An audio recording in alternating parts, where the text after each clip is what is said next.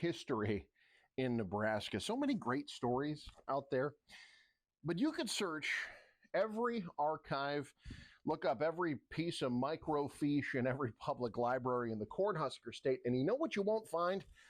An article about Wayne beating Pierce in football, because, as far as anyone can tell, it's never happened. You know, they say that those who ignore history are doomed to repeat it. I guess that's true. But it can be a good thing in sports, right? I mean, take Pierce.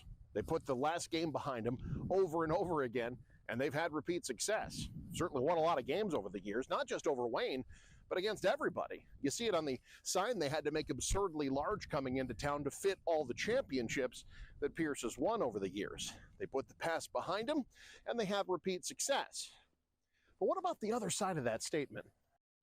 So if ignoring history means you're fated to repeat it, does that mean that the only way to change your fortune is by dwelling on the past? I don't think so. They're certainly not doing that here in Wayne. I mean, these kids, they're not worried about what happened last year, or the year before that, or 10 years ago, or in 1938. To them, the only history that matters is what happened this week in practice. I mean, the team that shows up tonight, executes, makes plays, they're going to be the winners. And we all know who history is written by, don't we? NCN Sports is presented by Currency. Need financing for RVs, ATVs, or other expensive items? Currency is here to help. Visit gocurrency.com today. Faith Regional Health Services. When you need exemplary care, have faith. And by Teammates Mentoring. Join the team, be a mentor. Visit teammates.org today.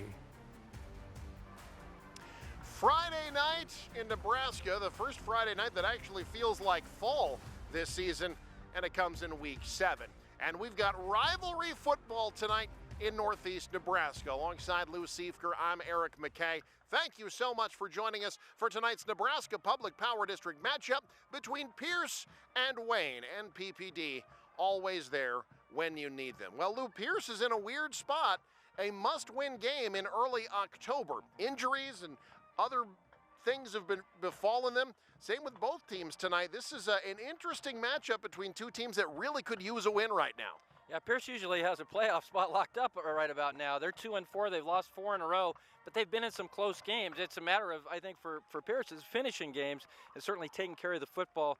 You know, for Wayne, they've just had so many injuries, missing 13 guys tonight. It's going to be tough, but they like to spread you out. They like to throw the football. They're going to have to throw well, I think, tonight to beat Pierce. Stylistically, I don't know that you'll find two teams more different offensively than the two you will see tonight. We'll introduce you to the key players next, get you set for action coming up. You're watching the pregame show on News Channel Nebraska. Pregame show is brought to you by Custom Sports. Look great for every game with custom team or business apparel from Custom Sports. Check them out at CustomSportsCo.com. Does your business need quick, competitive financing for heavy machinery, trucks, or other equipment? Currency is here to help.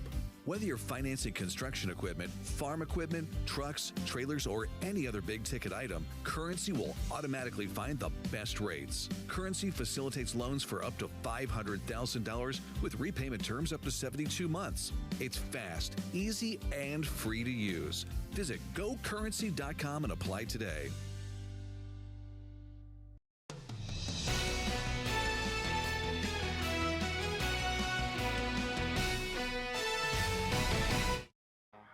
Welcome back to high school football on News Channel Nebraska tonight, coming to you live from Pierce as the Pierce Blue Jays get set to do battle with the Blue Devils of Wayne. Well, Pierce is 2-4. They've played a rough schedule. C1 is very top-heavy, and Pierce has been in a couple of games lately. Turnovers have been their big issue. Now, they've got a quarterback who's really good in Brock Collison, but the turnover bug has been in the last couple of weeks. They're going to need him to take care of the ball if they're going to get the win tonight. Yeah, no question about that. He's over 500 yards passing, over 200 yards rushing. He's a guy that can make plays. But it's been you're right, it's been the interceptions that have haunted him the last couple of games. I believe 5 in the last 2 games. If he takes care of the football, Brock Collison takes care of the football, he's very, very good and could be the difference in this game. We'll see how that works out, but he is a fantastic quarterback if you get rid of the turnovers. If you want a scouting report on the best teams in Class C1, ask Wayne. They've played just about all of them to this point in the season, and they've struggled for it. But they've got a very good quarterback in Caden Keller, and over the last 2 weeks, they've really gotten their passing game going because they've been able to get one of their best receivers going in Alex Rodriguez. Alex Rodriguez, as we call him, A-Rod. Yep. That's been used, I think. so. Anyways, 22 catches, almost 300 yards receiving, and I believe 6 touchdowns. He's a big play player, and he's played well as of late. So that's going to be a guy you're going to be seeing them targeting Rodriguez a lot in this ball game. Can Keller get him the football where he can make plays? That will be big. That will be really big, I think, tonight for the Wayne Blue Devils. 13 of those 22 receptions have come over the last 2 games. Both head coaches talked to Lou Siefter. You'll hear from them next in our coaches' interviews, brought to you by USAVE Pharmacy, where their mission is your family's health. Back after this, you're watching News Channel Nebraska. We're here at Faith Regional, where speech-language pathologists can help with several different conditions. Let's learn about it.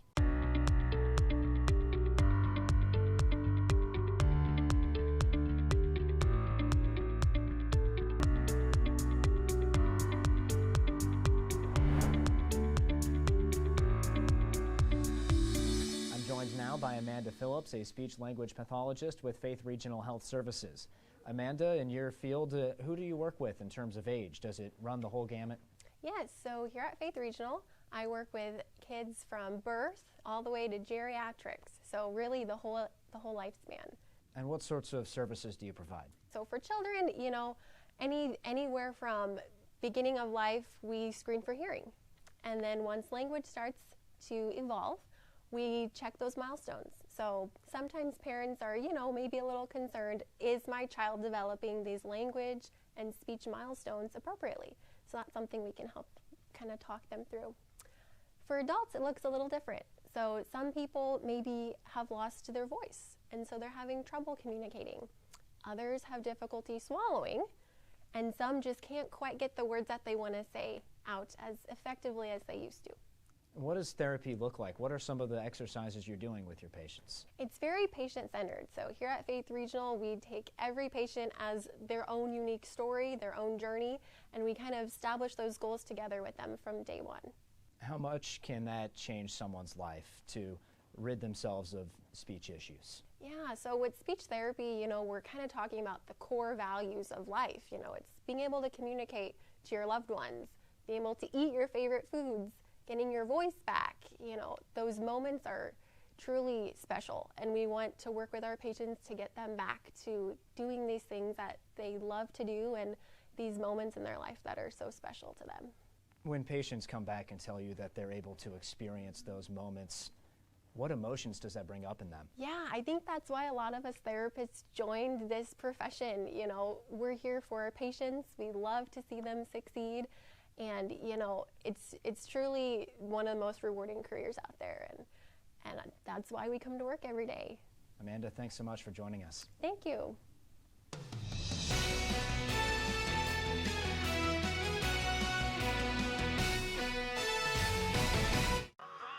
Welcome to the pregame show. I'm joined now by Hayden Delano, head coach of the Wayne Blue Devils. Coach, boy, you guys have had a tough schedule. And last week you played a very good Columbus Lakeview team and got beat 49-7. What are some of the bright spots? What are some of the takeaways of how you guys have battled through this very difficult schedule? Yeah, it's definitely been tough. You know, last week we actually did a few things all right. They just outclassed us up front. They're a great program, bigger, stronger, faster than us right now. So they played well. They're well coached and a good team. So we threw it all right to some places. Our quarterback, Caden Keller, did an all right job. Jace Jorgensen, a receiver, made some plays. So there's some positivities mixed in there for sure, yeah. Well, you guys are 1-5, but one of the problems that you've had is just a lot of injuries. I believe you said earlier in the week that you had about 13 guys out. How does that affect, especially your offense, where you like to spread it out, you like to throw it around? How does that affect what you want to do, really, on both sides of the ball? Yeah, obviously, you know, it's never good. It's part of the game. It seems to be a little bit contagious. I'm not sure what the science is there, but if it's not one thing, it's another. So quite a few guys playing through things, you know, quite a bit of tape on us and braces, but that's part of it. And if you want to be a good football program, you figure out how to play through those things. And young guys get opportunities too. You know, we'll have some young guys, real young guys on the field tonight in a very big game, a physical game. So excited to see what they can do, and whoever's able has to go, and that's just part of it. Well, you mentioned big game tonight. Pierce Blue Jays, a traditional power on the road, a team much like yourself that's trying to find themselves a little bit. What would it mean for this team to get a win, and what's the best way to get it done? Well, right now we're just focused on taking care of us. You know, throughout the year we've been penalized a ton with stupid mistakes on our side of the ball, and turnovers have been abundant this year, which is too bad. So really the focus is just on us. Control what we can control. They are who they are. They're good, they're physical, they're confident, and they got those things going for them. So we're just going to have to play clean and execute at a high level. Coach, really appreciate your time. Best of luck in tonight's ball game. You betcha. Thank you. That's Hayden Delano of the Wayne Blue Devils. Folks, stick around. More pregame show is coming up next. You're watching high school football on News Channel Nebraska. At home or on the range, AGI Sentinels buildings protect crops and valuable assets from harsh weather conditions. Don't risk losing your hard-earned assets to seasonal elements when AGI Sentinel pre-engineered all-steel buildings are the simple and sturdy solution that provide maximum protection for a minimum cost. For free estimates, talk to Scott, Kenny, or Luke about your AGI Sentinel building. Call 402-748-3551 today or go to ashoffconstruction.com.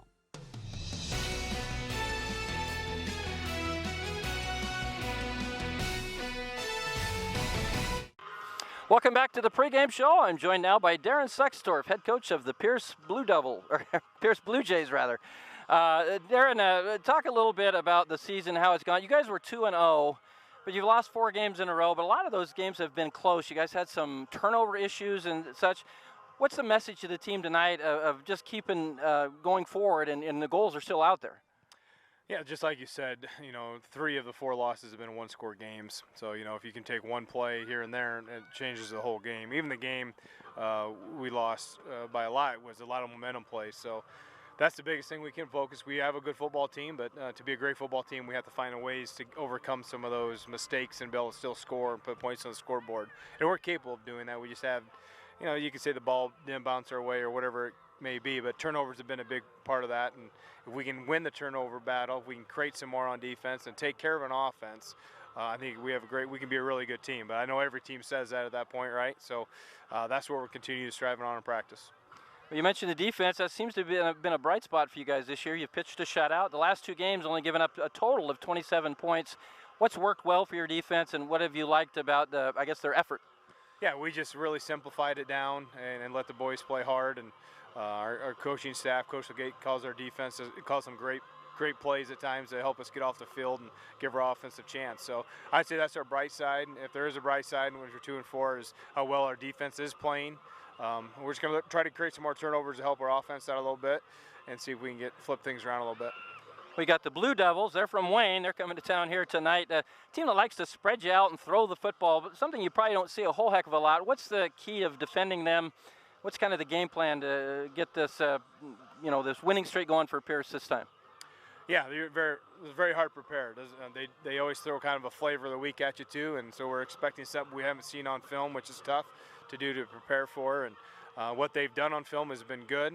They've been kind of like us on offense. They have some great plays and just can't finish some drives or some penalties or just some poor execution. So I really think it's going to come down to our offenses tonight. If our defense can slow them down and give our offense a chance to not make those mistakes, I think that's going to be a big key.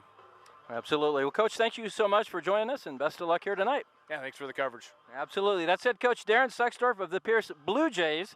Folks, don't go anywhere. This is going to be a fun one. The Pierce Blue Jays take on the Wayne Blue Devils right after this on NCN.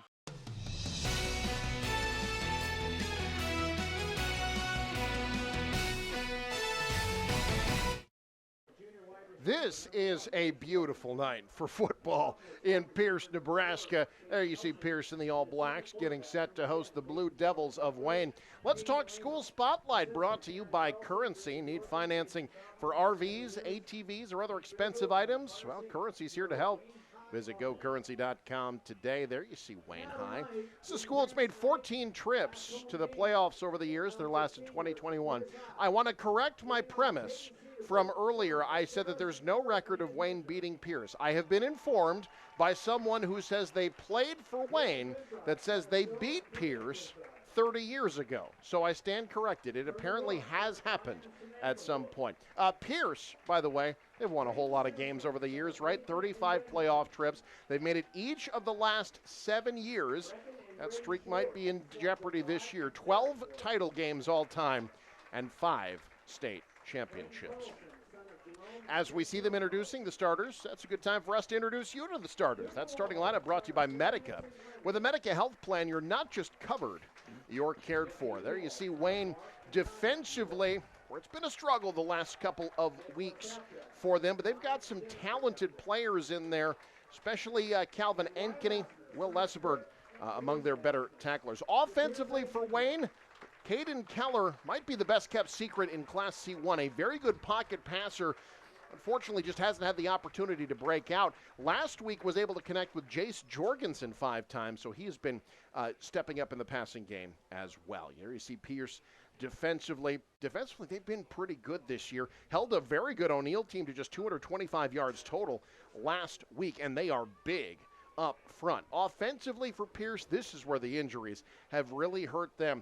They lost a young man who was probably going to be a star. Caden Fritz in the first week of the season was their starting running back. They've been going with a lot of different guys ever since. We might see some guys, in fact, that haven't even carried the ball yet this year in that starting lineup for Pierce, including Coach Darren Sucksdorf telling me this week there's some freshmen that are stepping up that have played well in JV. Going to see some varsity time tonight that they're really excited about. So if nothing else, look, the season's not over. You win out with the strength of schedule that Pierce has. This 4-game losing streak that they're on, Lou, those 4 teams have a combined record of 21-3. So it's not like they're losing to bad teams, and they're hanging with them. You win out, I mean, Lakeview's going to be a tough one next week, but if they get in at 5-4, all of a sudden it's that Pierce team at 5-4 that nobody wants to deal with that we've seen over the years. Yeah, we've seen that in the past, where Pierce kind of snuck up on people before they had those championship runs and made it. I remember that one team that made it all the way to the Final Four, but last couple of games, Scotus and O'Neill were both one-score games, and those are both outstanding teams this season. We are underway. Opening kick goes out of bounds, so Wayne's going to have pretty good field position. We will see their offense for the first time, an offense that has been scuffling a bit. Coach Delano talked about it, the injuries that they've had. They're starting to pick it up a little bit, but averaging just 198 yards per game offensively. But when they're good, they're really good. Even in that loss to O'Neill, they lost 41-21. That was the first game where they really saw their passing game consistently working for them. Alex Rodriguez had 11 receptions in that one. That's the kind of performance they're hoping for here tonight on the road. Well, that's a problem when you get guys hurt. You just don't have any continuity, and especially in a type of offense like that, you got to have playmakers out there, and when guys are hurt, it's tough. And one thing the coach talked about is that Wayne will throw a lot of different things at you. That's a difficult team to prepare for. They split 2 wide on first down. Keller to the air, well protected, and a flag comes in. He was trying to get it to Jace Jorgensen. Coach Delano telling me this week, Rodriguez has been good, but Jorgensen and Keller have really been establishing a good rapport. That time Jorgensen draws the foul on Pierce. Yeah, is that a hold they're calling? I'm not sure the ball was. Defensive holding, so a 10-yard penalty. And that's something that Wayne has talked about has been an issue for them as well. Those mistakes, they benefit from one here, and now have it 1st and 10 from their own 45-yard line, just underway in this rivalry matchup in Class C1. Glad you could join us here on News Channel Nebraska. Keller looking for someone to get open, thinking big. Over the top, Jorgensen got a hand on it, pretty well covered. And incomplete coverage on the play, supplied by Ryder Tyson, the junior, and it'll be 2nd and 10. Yeah, Keller throws a nice ball. That was a pretty good throw, honestly, but great coverage on the play. Great coverage generally beats a good pass. But you see what Wayne's going to do. They're going to try to air it out. They're going to try to force you to defend the field. This is a team that uses the pass to open the run. They do not run the ball very often. Keller out of the gun on 2nd and 10. Looking for a timing route outside. Caught. That's Rodriguez. Young man who has really been improving as this year has gone on. That's his 23rd reception of the year. It goes for 11 yards. And a first down for Wayne, now in Pierce territory. 23rd reception. Now he's over 300 yards on the season. I think this would be a fun offense to play in. Absolutely. You know, the wide open aspect of it. It's a deep playbook. That's a lot of studying that they have to do. First and 10 in Pierce territory now is Wayne. Keller goes to the ground. This is Taven Ocampo, leading rusher on the team this season. Not much. The one thing about Pierce this year, Lou, with all the injuries and everything that they've struggled with, up front, their defensive line has been really good.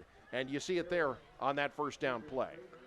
Yeah, I think for Wayne's offense to really click, you're going to have some semblance of a running game. You don't have to run for a ton of yards, but you have to have that defense respect the running game. And with this front line, as you mentioned, with Pierce, very good at stopping the run. So it'll be a difficult assignment for the Blue Devils to try to get something going on the ground. Second down and 9, Keller. Quick hitter outside, that's Rodriguez. Can't shake the tackle in the open field, though. That's a nice play by Brendan Bowling, 155-pound junior from Pierce, making the stop. It'll be third down and about 5 after that gain of 4. Not a bad pickup. It gets you at third and medium, which team that likes to throw the ball is usually pretty good in those third and medium situations. Well, you see, you mentioned Keller throwing a good ball. Cuts a quarterback frame, 6'3", 205. Yeah. That's a big QB in Class C1. Third and 5. Keller surveying, firing. Oh, Rodriguez got a step, but the pass too tall. Bowling had slipped in coverage, and it'll be fourth down. Yeah, Brendan Bowling went down. Boy, Rodriguez wide open out there, and Keller just overthrew him. So now 4th and 5 as we take another look at our replay, brought to you by Madison County Bank, here to help you grow. Now, when you're 1 and 5, I think you can go for it here, right? Yeah, I think. They're kind of in an in-between territory anyway. 4th and 5 from the 39-yard line. 2 receivers stacked to the near side. Blitz on the way. Keller steps up, incomplete. Little bit behind Rodriguez over the middle. And Pierce's defense gets the stop. That was Brock Collison in coverage for the Blue Jays. Well, Blue Jays get a stop and get the football back. Crowd starting to get into it a little bit. I don't know, is there ever a better place to do games than here in Pierce? The atmosphere is unmatched. Yeah, although I'll tell you what, you weren't there last week, Lou. That game up at Cedar Catholic. Yeah. Those fans up at Hardington were rowdy last week for that Battle Creek game. But, you're right. It is, you want to come just for atmosphere. You come see a game in Pierce. You don't even have to have a rooting interest. It's just fun to watch a game here. We've done so many playoff games here where the crowds are really amped up. 1st and 10 now, Pierce from the 39-yard line. They'll keep it on the ground, up the middle, breaking tackles, spinning forward. This is Brendan Bowling. Probably going to see a lot more of him tonight than we've seen previously this year. Just 68 rushing yards coming into tonight, but he gets 6 there. And it'll be second down. I'd give him 7. It'll be second down and 3. Well, it's kind of been the Pierce thing all the way through Coach Mark Bramer's days is the next man up. Somebody gets hurt, next man up. Not only without Fritz, Bryce Lindstrom is out tonight as well for Pierce. Quick hitter to the far side is caught. That's a first down. Ryder Tyson, the team's leading receiver, coming into tonight, his 11th reception. And boy, I think if you're Collison, those early timing routes are good. Get into a rhythm, try to avoid those turnovers. Yeah, that's the big thing with, especially out of this offense, is if you can, it's tough sometimes in this running single wing side of offense to throw the football and get a rhythm. Oh, look at a hole up the middle. That's a first down for Tyson, the junior. Kind of a wing back. He does a little bit of everything. You'll see him out of the backfield. You'll see him flare out on passes. Gets 9 yards on that first down play. Well, it's one thing with Wayne, I think, especially, is just not quite, just a little bit undersized up front. Yeah. Man in motion to the near side. Gets the carry. That's first down yardage. And that's Connor Jones. So this is a freshman as a flag comes in late. Connor Jones is a freshman, Lou, that Coach Darren Sucksdorf was telling me he's really been impressed with. That's his first carry of the season. And then we get a personal foul, though, on Pierce that negates it. Boy, those sort of mistakes hurt you. We'll see. It's after the play. A little bit of extracurriculars, I guess, is what they're calling there. So, yeah, it might have been something he said more than something he did. This is a rivalry, lest we forget. These are two schools that both part of the Mid-State Conference. They play each other in every sport, including football. And it is a spot foul, so it'll be 2nd down and 9 after that 7-yard gain. But, you know, back to Connor Jones, 145-pound freshman, getting an opportunity with those injuries to show what he can do. At the 47-yard line now, 1st and 10, another huge hole. And a 1st down, breaking tackles. Deeper into Wayne territory, that's Coulter Anderson, 195-pound junior. All kinds of guys that have only seen a few carries so far this year getting opportunities. Anderson gets 13. Well, so many times in the past, we've seen Pierce get a lot of guys in at the end of the game, not at the beginning of the game, that are young, but they're getting some quality reps here in game situation. Here they go, direct snap up the middle. It's Wolf. His first carry, breaking tackles. He's gone. Touchdown, Pierce.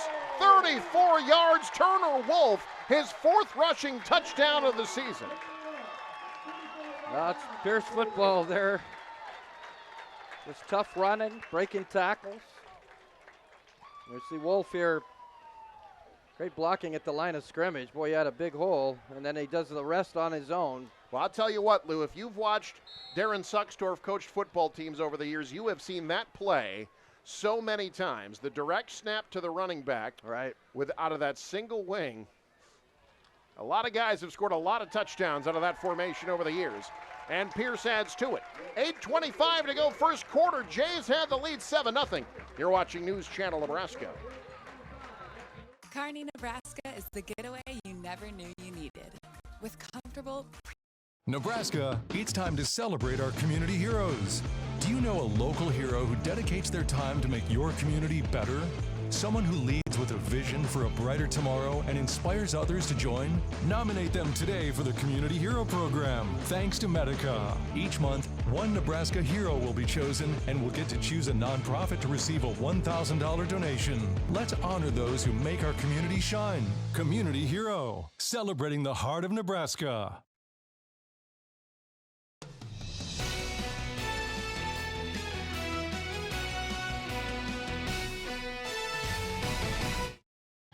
Seven 0 Pierce with the lead in our first quarter, brought to you by Yankton Medical Clinic at Yankton Medical Clinic, Norfolk. They're building a Norfolk legacy, one patient at a time, one generation at a time. From family practice to expert specialists, they're here for you today and every day. So Pierce gets 7 points in each of the last 2 games. Yep. They have 7 points 3.5 minutes into this one. How good does that feel when you've struggled offensively to put points on the board, to take your first drive down and put it in the end zone? That's got to be a boost for the Pierce Blue Jays.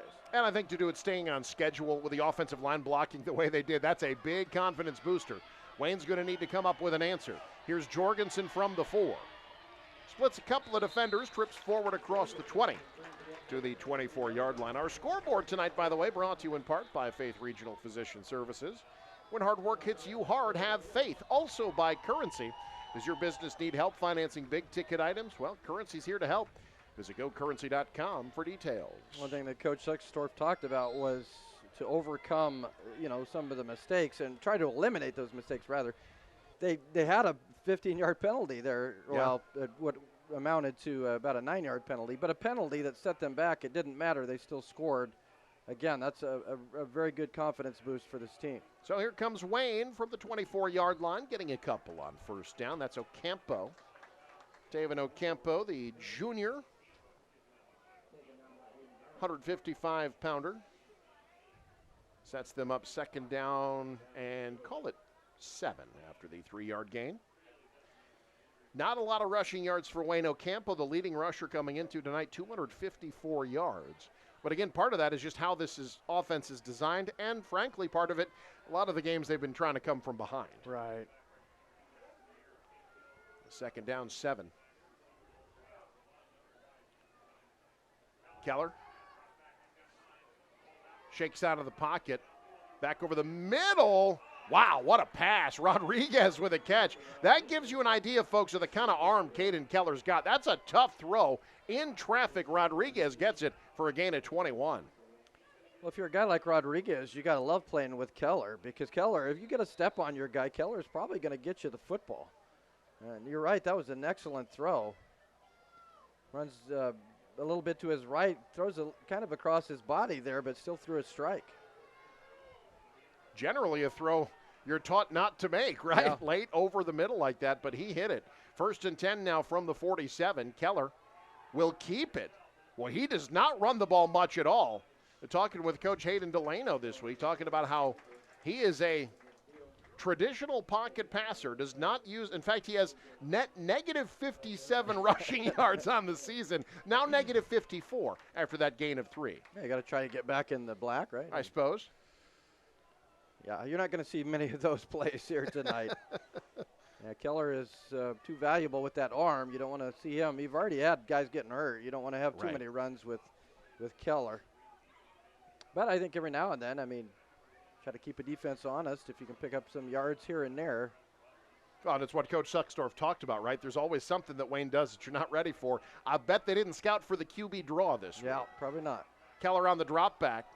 Looking sideline, 2 receivers in the area. Did he come down with that? Yep. What a catch. That's Rodriguez again in Pierce territory at the 30, a gain of 20. That's a good combination.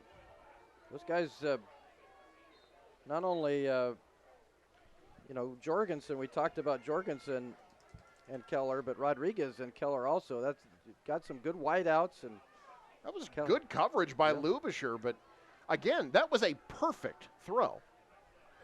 Already Rodriguez 4 receptions in this first quarter for 56 yards. Good quarterback can make a receiver look even better than he is, because give you the ball right where you can catch it. Ocampo now trying to find room off the right side, not finding much. Whole bunch of Pierce Blue Jays over there, including big old Christian Nordby, 245-pound junior. It'll be 2nd and 9. This line is enormous up front for Pierce. You got Cameron Kaler in there at 240. Got big Boston Krieger in there at 285.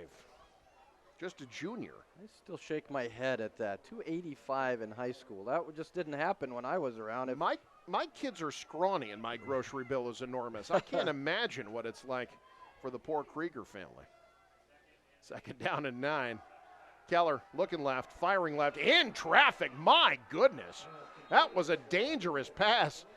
You can see the confidence of this young man. He finds Rodriguez for the 5th time this quarter. Yeah, just a quick slant. Watch Rodriguez right over the middle.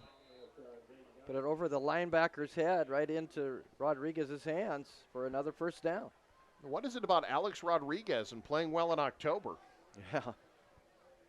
1st and 10 now. We have another kid. I'll name him Reggie Jackson. There you go. 1st and 10 from the 17. Keller with twin. Fake the screen pass, going instead to the end zone. Well covered and incomplete. That was nice. Gavin Lubisher, that's the thing. Rodriguez has 6 receptions. These Pierce defensive backs have been essentially with him step for step. Yeah, we've seen that a couple of times. Really good coverage. You blanket that receiver. It's even a quarterback like Keller has a difficult time getting the ball to that receiver. So 2nd and 10 now from the 17. Well, if you're Wayne, I think, a game like this, you've got to take advantage of these situations. In the red zone for the first time tonight. Quick hitter near side, caught. That's Rodriguez. No, that is Chase Nelson. His first reception this season. So spreading the wealth a little bit. On a gain of 5, it'll be 3rd down from the 12-yard line. It's got to be, I don't know if it's fun for the defense or not to play these sort of offenses that like to throw the football. Usually you're coming up as a defensive back and run support. You're not trying to blanket receivers all over the field. It simplifies things for that defensive line. Just go straight ahead, try to find the quarterback. They'll be certainly doing that here on 3rd and 5. Blitz coming. Keller gets it away, throws it away. And it'll be 4th down. Well, the pressure was coming. You had Yeah. Wyatt Asmus and Cameron Kaler breaking through to knock Keller down. Yeah, just like you said, that's what happened there. Just go get the quarterback, put pressure on him, and that's the key to success against a team like this, is to force that quarterback, in this case, Caden Keller, who's a very good one, to make quick decisions, get rid of that football faster than he wants to. All right, Wayne did not convert their first 4th down. They'll try it again here from the 12-yard line. An early big play for both teams here. 4th down and 5. 4 receivers bunched to the line either side. You got a wing back as well.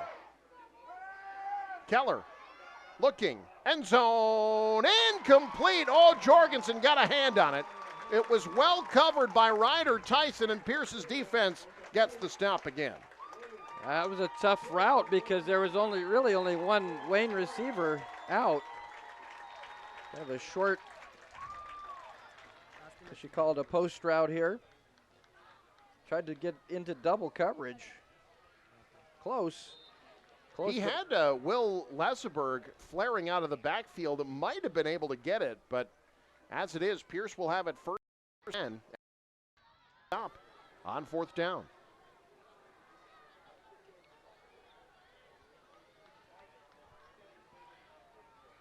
And Pierce's offense so impressive. Their first time out, 5 different guys carry the football for them. Wolf had the touchdown. He carries here. Bowles ahead up to about the 19-yard line. That's a 7-yard gain on 1st down.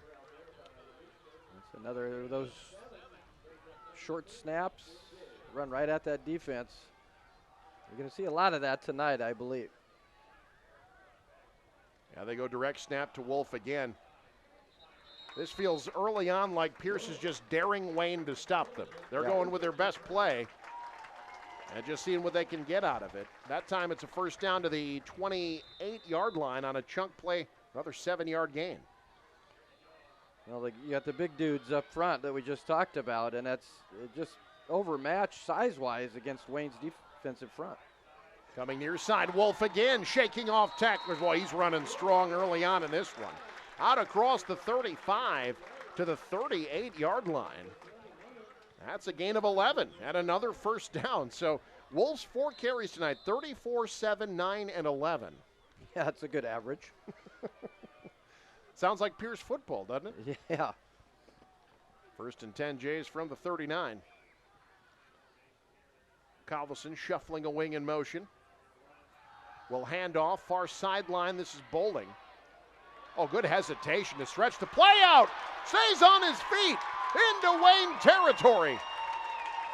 Touchdown saving tackle made by Leesburg, but not before a gain of 31 yards. Well, Brendan Bowling did a couple things there. First of all, he catches that edge, but watch the stiff arms. I mean, he just fended off the defenders. Right there. There's another one. Yeah, they took some poor angles there as well. Now back to live action. It's Wolf on the direct snap. Carving up that Wayne defense again inside the 25 to the 24-yard line. That's a gain of 6. It'll be 2nd and 4. Yeah, when you feel like you've got a decided advantage, you're going to, you use that to your advantage. That advantage is going to be what you exploit against that defense. In this case, it's just that size of the offensive line. Wolf in motion. This time it's Collison on the keeper. He's got a hole. He's bouncing off defenders. He's got 1st down yardage down to the 12-yard line. That's a gain of 13 for the QB. Well, the yards per carry right now for Pierce has got to be impressive. 5th run of double-figure yards already tonight. Their shortest running play has gone for 6 yards. Handoff up the middle. The 7th different runner already. This time it's Peyton Coontrod getting down to the 5 on a gain of 7. Well, that's another hallmark of Pierce football. Lots of guys carrying the football. And guys named Coontrod punishing defenders. Exactly. So 2nd down 3 after the gain of 7. Direct snap to somebody. Well, somebody got in the end zone. Who was it? Wolf for the 2nd time tonight. That was a Classic Darren Suckstorth play where you don't know who has the ball until the play's over. Wolf in from 5 yards out, second rushing touchdown tonight. And sometimes you don't know who has it, and sometimes you do. And with Pierce right now, it hasn't made a whole lot of difference. They have moved the ball effectively on the ground, and Wayne has not been able to slow them down at all. Extra point by Turner Wolf is up and good, so he kicks the extra point as well. And boy, this Pierce offensive line making a pretty good statement. Jays up 14-0. You're watching News Channel Nebraska.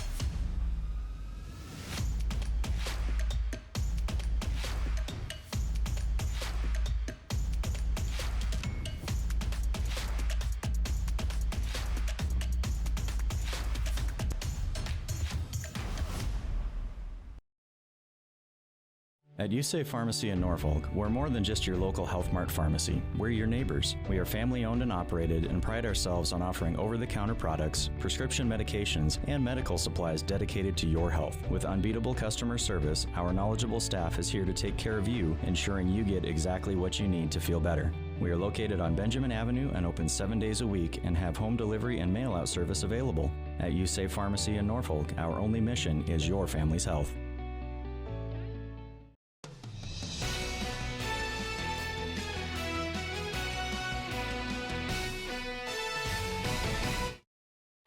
Turner Wolf, the senior, his final homecoming game tonight. He's got 72 yards on 6 carries and 2 touchdowns. That's a pretty good start. And the Jays have a 14-point lead on Wayne here on News Channel Nebraska from the 14-yard line. Oh, Jorgensen breaking to the outside. Good return. Gives Wayne good field position. All right, if you're Wayne, the good news is you've been moving the ball. The bad news is you haven't been able to finish drives, and now you're down 2 touchdowns. Well, it certainly feels like a must-score drive, even though we're not even in the second quarter yet. But the way Pierce has moved the ball so dominantly, unless Pierce starts turning it over, it doesn't appear like Wayne's going to slow him down. So you kind of feel like you have to score now. You have to answer. So 1st and 10, Wayne from their own 40, best field position they've had all night.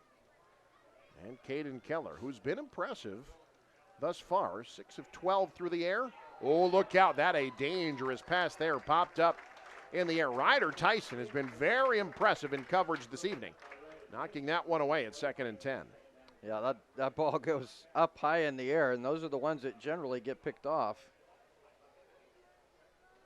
Just another short pass, a little slant route. Ball goes up in the air. Unfortunately for Wayne, no Pierce defenders on that side. So 2nd down, 10. Rodriguez and Jorgensen stacked to the bottom of your screen. Keller looking that way.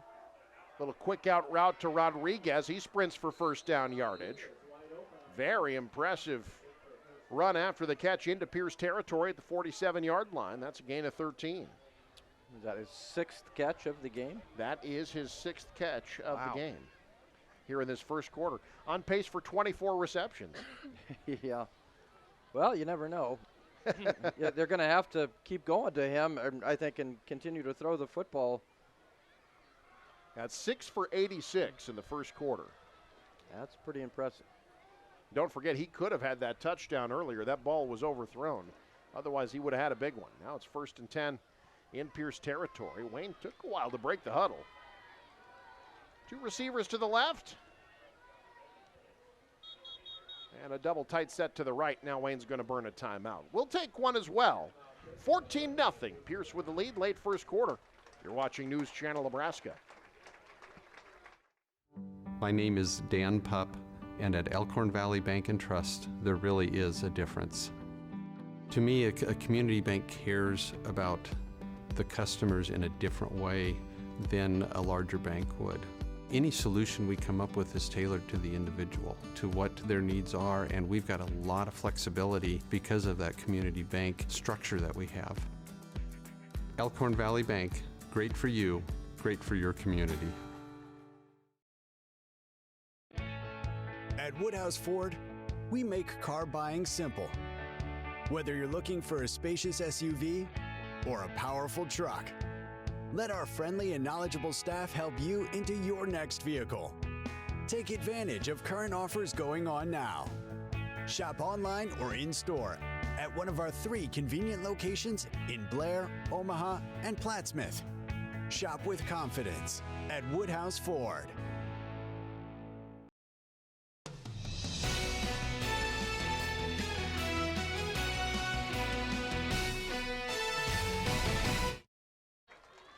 Well, our full sports weekend on News Channel Nebraska continues tomorrow with some regional coverage. Some of you will be seeing UNK at home against Pittsburgh State. Great rivalry game as the Gorillas come to town. In football, others of you will be seeing some really good volleyball. The Centennial Conference third place and championship matchups live from Grand Island tomorrow on NCN. Check your local listings for the games and times in your area. 1st and 10. They give to Ocampo, and he's not going to get much. Stout up front, although that time it's the defensive backs coming up in run support. Hayden Bauer, Brock Collison combine on the stop for a loss of a yard. You got to like that, I think, if you're a defensive back. Hey, Yeah. I get to come up and tackle. That's Finally getting the chance to. what I'm used to doing instead of chasing these receivers all over the field. In fact, one of their defensive backs, Ryder Tyson, 3rd leading tackler for Pierce this year. 2nd and 11. Keller on play action over the middle. Releasing late was the tight end. And that's caught Calvin Ankeny. His 6th reception this year. Gets first down yardage across the 35 to the 33-yard line. That's a gain of 15. And a great job by Ankeny to control that one. Yeah, he went down to catch that. You're exactly right. That was a late release off the line of scrimmage, and Keller threw that ball just a little low, but Ankeny went down and secured that one for a big first down. Looks like maybe last play of the first quarter coming up here. Keller out of the gun. On first down, the handoff, right side, best running play of the night for Wayne. That's Cohen Olson, who's not been used a ton in the running game. Just 21 rushing yards coming into tonight. Gets 3 there. And that will end the first quarter. Wayne's moved the ball. Can they finish a drive off? We'll find out next. It's 14-0 Pierce after 1. You're watching News Channel Nebraska. At Faith Regional Physician Services Family Medicine, our definition of care is showing devotion to and concern towards the health of you and your family. We believe each person that walks through our doors deserves to have a primary care provider they're comfortable with, to be treated like family, and to have their health needs exceeded. Our 20 family medicine providers, located in 10 communities throughout Northeast Nebraska, offer comprehensive health care for all ages. Whether you need a yearly checkup, chronic care management, or you're under the weather, count on us for primary health care you can trust. And if you or your family require a higher level of care, our primary care providers connect you to the area's largest multi-specialty physician group, ensuring a seamless healthcare experience. Choose Faith Regional Physician Services Family Medicine, where we don't just care for you, we care about you.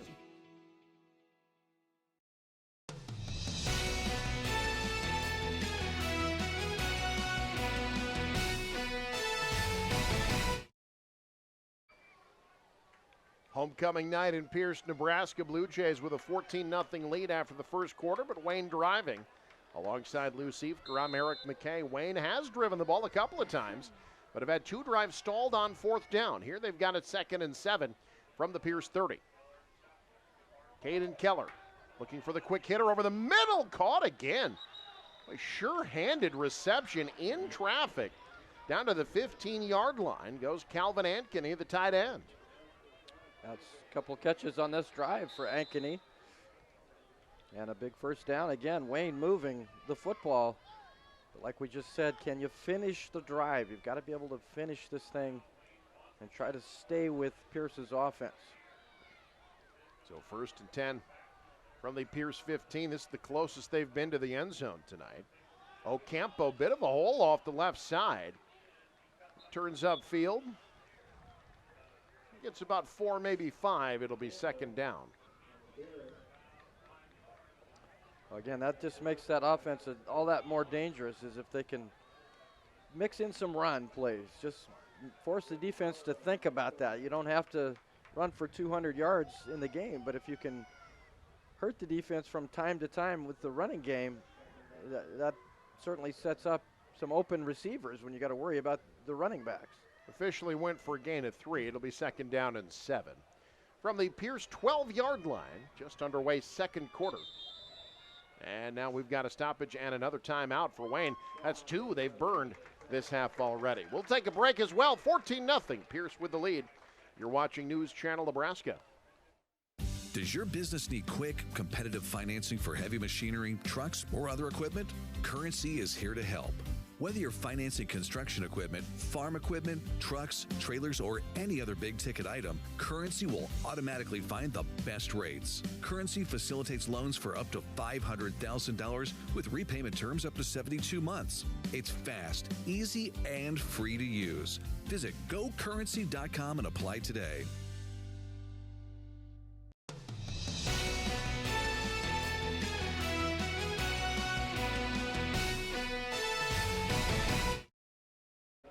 Good crowd on hand at Pierce tonight. The Blue Jays try to keep their winning streak over Wayne going. These two teams played last year. Pierce won 35-15, a game in which a young man by the name of Keenan Valverde had 219 yards, so it was an off night. Yeah. 2nd down and 7 for Wayne. Ball at the 12-yard line. Keller looking, fade route, end zone, incomplete. Maybe threw it a little bit earlier than Theodore Clausen was expecting. And it'll be 3rd down. Now trying for that back shoulder throw, which is where you want it, so the defense can't get to it, so your guy or nobody catches it. They're thrown just probably a shade quick there. Now you're kind of where you were the last couple drives. 3rd down and 7. They're 0 for 2 on 3rd down and 0 for 2 on 4th down in this ball game. Now you've got to find a way to convert this 3rd or 4th down play. Pierce likely going to bring some heat again. They've blitzed on the last 2 3rd down plays. Wayne stays on the ground, maybe expecting a bit of a blitz. Ocampo close to 1st down yardage, inside the 10, down to about the 5-yard line. This is going to depend on the spot. They're going to say 4th down and about a yard. Well, no question about it. Now they are saying 1st down. Oh, got the 1st down, huh? So they say 1st down from the 5 on a gain of 7. Well, like that call. Yeah. That's a good way to neutralize a blitz. A little draw play, gets 7. Yeah, that.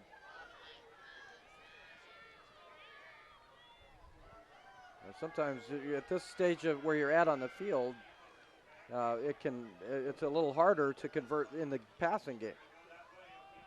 Taven Ocampo off the left side, bowling over to defender in the end zone. Touchdown, Wayne.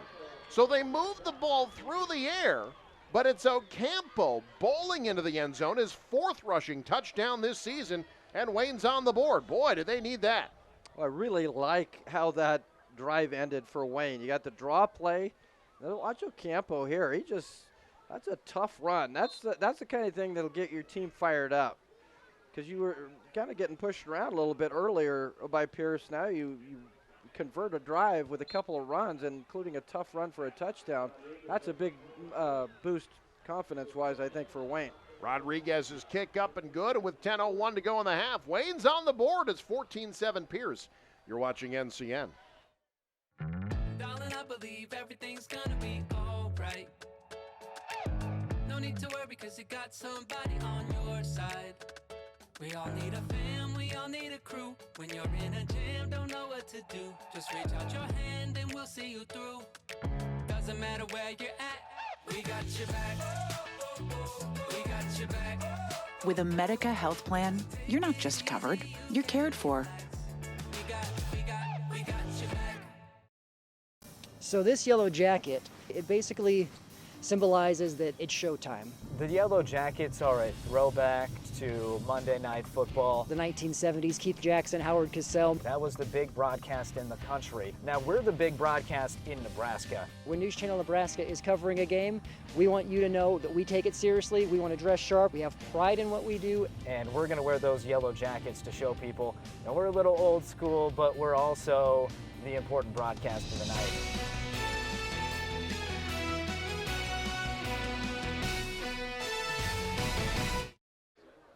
There's a great shot of some empty bleachers. Kidding, of course. Camouflage, get it? That's a joke. Hunting season, after all. Hopefully there weren't enough orange to be legal. Touchdown drive finished off by Ocampo. Now it's Pierce. Bringing it back across the 30. About the 33-yard line, Ryder Tyson. And now, okay, so Wayne, they got the tough part out of the way. Now comes the other tough part. Can you stop Pierce and that offensive line that has been dominant to this point in the ballgame? Yeah, I think this is the toughest part here, Yeah. is trying to slow down this running game, because Pierce has not had a third down tonight. Have they had a second down? Yeah, probably. Not a lot. Not many of them. So it's been very difficult to slow this offense down. You got to find a way here and get the ball back to your offense. Offense again, 2 runs there, including a 3rd and 7 pickup for the first down. That bodes well for the Blue Devils. Man in motion for Pierce. They keep it on the ground on 1st and 10. This is Wolf. Again out across the 35 to the 37-yard line. Hey, folks, stick around. We got halftime. Coming up, our halftime show presented by Insurance 365, the healthcare specialists you want to do business with. Also by Visit Kearney. Find it all in Kearney. 6-yard gain for Pierce. 2nd and 4. Coontrod, first down and more. Trying to shake off a defender out across the 45 to the 47-yard line. Peyton Coontrod, a gain of 9, and a fresh set of downs for the Jays. Well, you gotta say it. The big dogs up front for this Pierce Blue Jay team, really dominating up front right now. 1st and 10 from their own 46. In motion. Here's the freshman finding a little bit of room. That time Wayne picking up the stop on Connor Jones after a couple. It'll be 2nd and 8. That's almost a win there. Just hold them to 2 yards. That is the shortest run play for Pierce tonight by far. Their previous shortest run had been 6. Now can you do it a couple more times? Direct snap this time to Jones. Shakes one defender. Oh, look at the strong running by the 9th grader. 14 years old, doesn't matter, across the 40 to the 39-yard line. That's a 13-yard gain, Lou. It can be easy to forget sometimes just how young these guys are. Yeah, 14. Yeah, I've got socks that old. 1st and 10 from the 39. Coach Suckstorf talked about this young man here that's got the ball again, diving into the pile, has been very impressive in JV games, has been doing work in practice, told me this week we would see him a lot. He had not carried the ball at the varsity level until tonight, but he's been impressive thus far. That was his 4th carry. Got him a yard.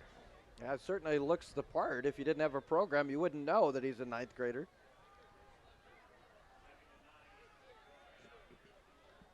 Second and 9 from the 39-yard line. Direct snap, Jones, hands off. Coming near side, still on his feet is Lubisher. Inside the 30, that's first down yardage. Down to the 29-yard line goes the sophomore, Gavin Lubisher. 8th different Blue Jay to carry the ball this half. He gets 10. Well, it's called spreading the wealth. It's something that Pierce has done over the years. Direct snap, this time it's Wolf off the right side. Good pursuit. Streaking through to make that play defensively for Wayne, William Patefield, the sophomore. Another young man who's not played a ton this year, but injuries have forced them to use some underclassmen. Patefield, a sophomore. Nice stop there. It'll be 2nd and 8. That's a couple of 2nd and 8s, but they just turn into first downs. And the difficulty for Wayne is you got to try to do that for 3 plays. They go up the middle to Coontrod. That time stuffed. Wayne's Defense doing the job. Waylon Huff, the sophomore, in on the stop, among others. Gain of about a yard, so here we go. A third down for Pierce. 3rd down and 7. First one of the ball game. It'll be 3rd down, 7 from the 26-yard line of Wayne. Pierce has had 2 drives. Both have ended in touchdowns. The pitch. Oh, it's going to be a halfback pass over the top. Underneath, it's intercepted. Alex Rodriguez undercuts the route on the pass intended for Corbin Gordon. And Wayne will have it 1st and 10 from the 20. How about Alex Rodriguez? Yeah, Alex Rodriguez was not fooled by that. That play took a while to develop, and Wayne defended it well. Alex Rodriguez gets over there and gets that interception. It seemed like it was a slow developing play, but Rodriguez right there, ball a little underthrown, gets the pick. And boy, if you got a chance to win this game, if you're Wayne, you're going to have to win the turnover battle. And right now, they get the first one of the ball game with that interception. So now a chance here, put together a drive and maybe tie this game. That has been the biggest issue for Pierce this year. They're now -9 on turnovers this season after that INT. 1st and 10 from the 20 for Wayne. They'll keep it on the ground with Ocampo, and he's not getting much. Defensive line standing strong there. Gain of a yard. It'll be 2nd and 9. That's big Boston Krieger on the stop. Junior, who's, I think, going to be garnering a lot of attention from the next level. That's a big young man right there, number 76. Yeah, he doesn't get off the bus. He carries the bus, right? He is the bus. Yeah, he is the bus, right. 2nd and 9 for Wayne.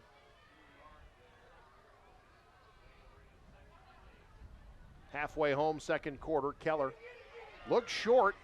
Now trying to find something deep late. Nothing there, and has to throw it away. He was forced to roll to a side where there were no receivers, and it'll be 3rd down.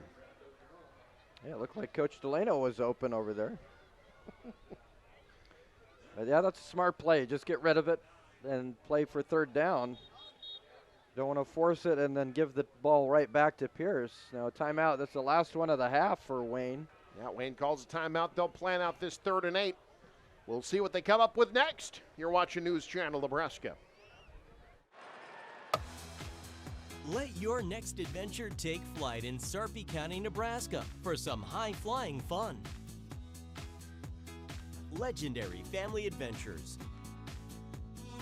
Out-of-this-world shopping. Star-studded evenings. And award-winning experiences. Our flights are never canceled. Stay, play, and plan your getaway at GoSarpy.com. NCN Sports is brought to you by Currency. Visit GoCurrency.com for details. The Carpet Shop, which has been providing quality residential and commercial floor coverings and installation for almost 50 years. And by USay Pharmacy, where their mission is your family's health.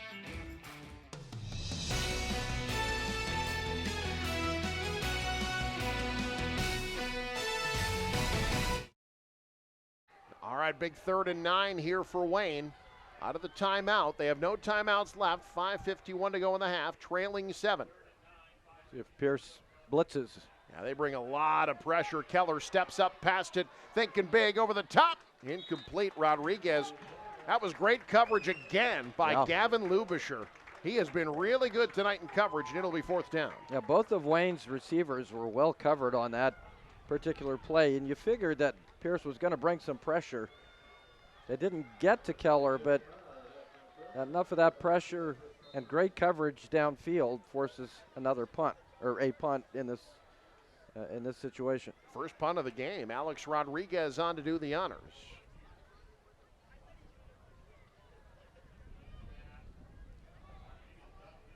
Pretty good punt, end over end.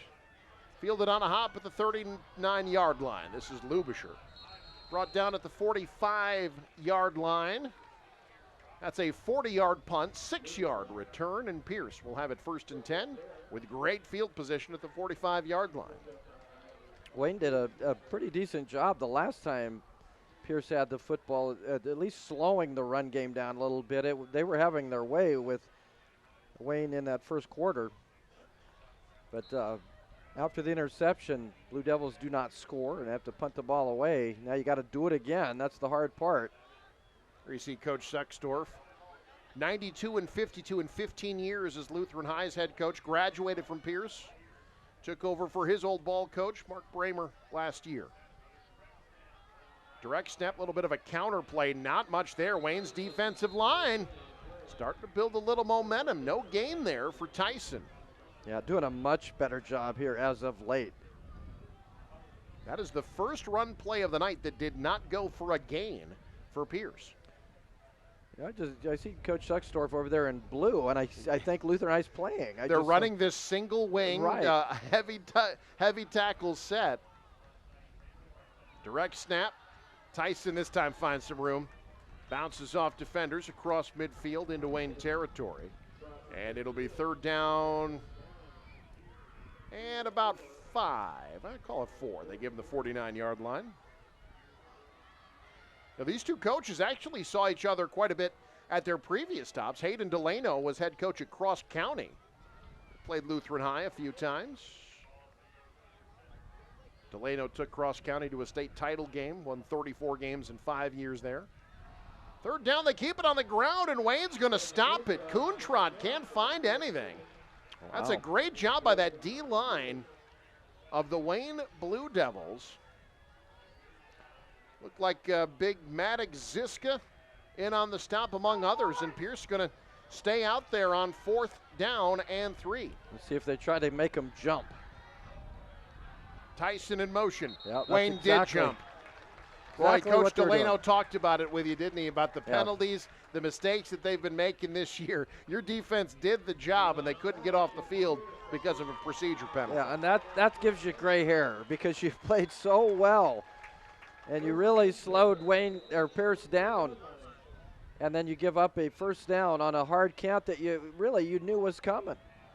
So now 1st and 10, Pierce from the 43. Coach Delano, he's aging early. Oh, look out over the top. Wide open. Tyson has it. First down, Pierce. Inside the 15. Down to the 11-yard line on a gain of 32. Well, I got to believe if you don't get that penalty, that Pierce probably punts the football. And instead you get the penalty, then a big play, and the passing game sets up the Blue Jays very well for another score. 1st and 10 now from the Wayne 31-yard line. Collison, hands off, Bowling, has blockers, finds the seam, finds the end zone. Touchdown, Pierce. Brendan Bowling's first rushing touchdown this season. We'll get him wide there. Bowling showed some good speed. 12-yard touchdown run. We're going to see it again. Just coming across on a little bit of a misdirection. Look at the blocking out front. Nobody touches him. Christian Nordby was looking for somebody to block. He was 8 yards downfield before he found somebody. Extra point is up. It is good. And Pierce, they convert the 4th down on a penalty and take advantage 2 plays later. It's 21-7 Pierce. You're watching NCN.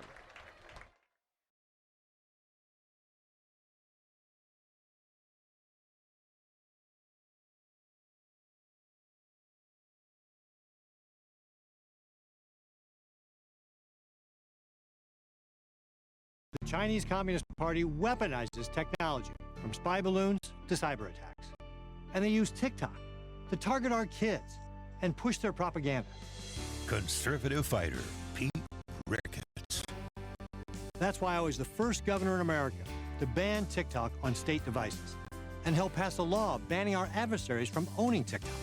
Now I'm working to fight China spying and stop the communists from buying our land. Enough is enough. I'm Pete Ricketts, and I approve this message.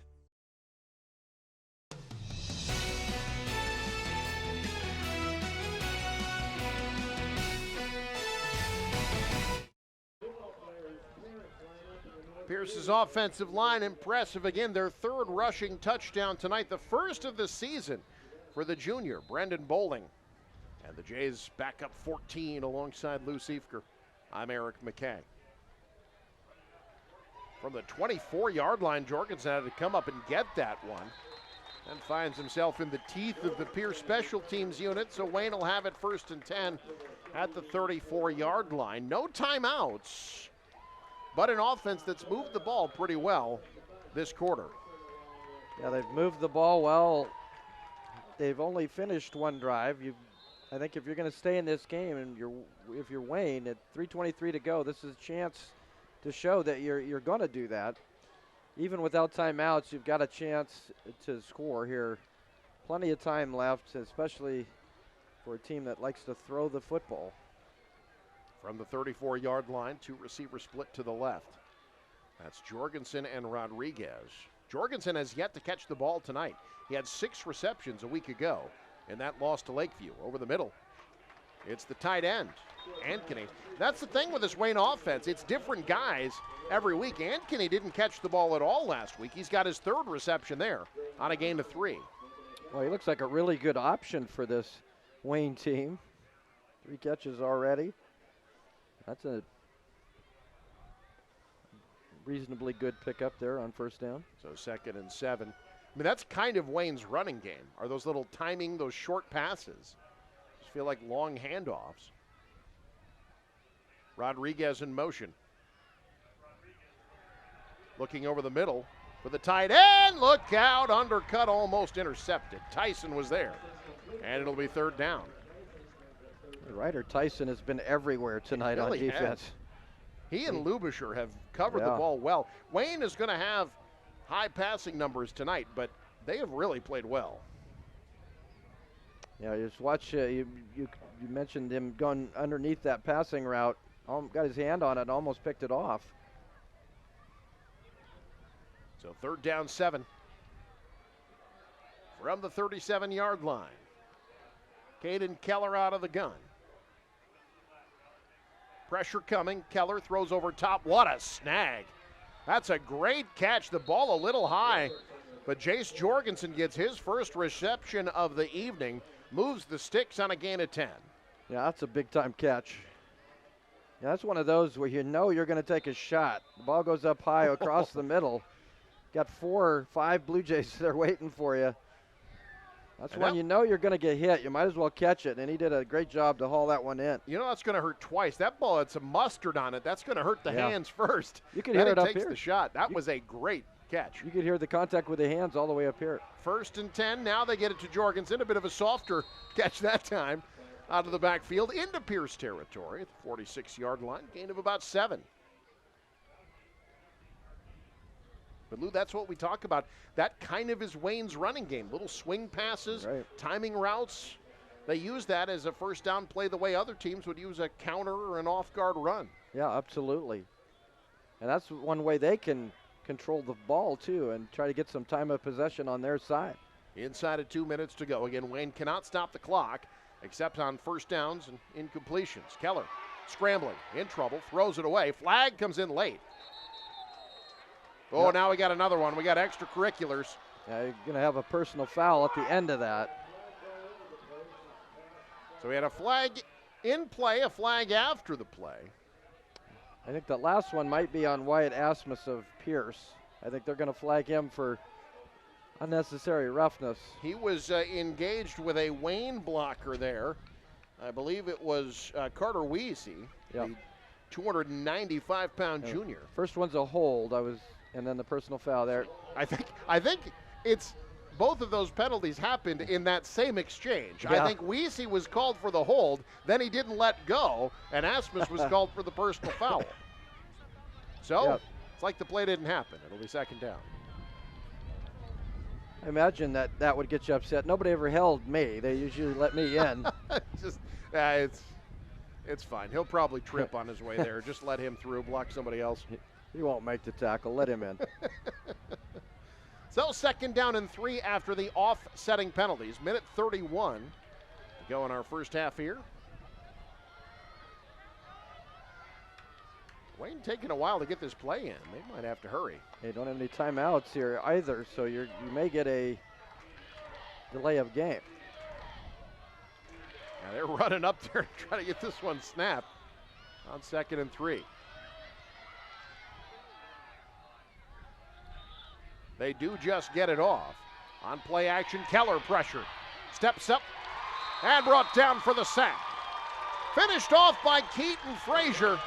Asmus was there among others, and it's 3rd down and 4. Yeah, nobody open downfield. And that was Asmus. That's Asmus. Keaton Frazier was the man on that tackle. His 2nd sack of the year officially.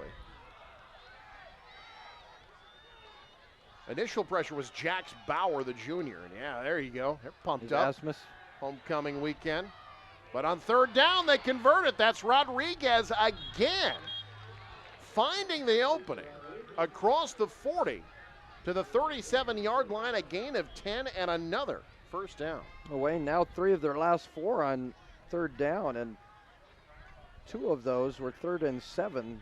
That was 3rd and 4, but they're moving the ball on their, and that's big for them, I think, is, you know, much like a running team, you want to control the football, take it away from from Pierce's offense, and you've got time here, not a lot of time.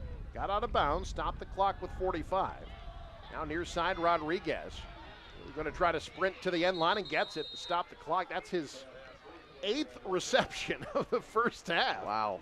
I was joking when I said he was on pace for 24 earlier. This young man's padding the stats tonight. It's to the 32-yard line. It'll be 2nd and 6. Yeah, they're going to have to think about going downfield a little bit more, I think, with only 39 seconds to go. No timeouts. So if you're going to pass it across the field, you've got to get a 1st down. Keller over the middle, caught. That'll be at least a brief stoppage on 1st down as they get the 12-yard gain to Ankeny, who has really played well tonight. I don't know why Ankeny doesn't have more catches. He's a nice-looking tight end out there. Good hands. Wayne spiking the ball to stop it with 31 seconds. Ball at the 20-yard line. It's an impressive little drive with no timeouts. The Blue Devils are stringing together.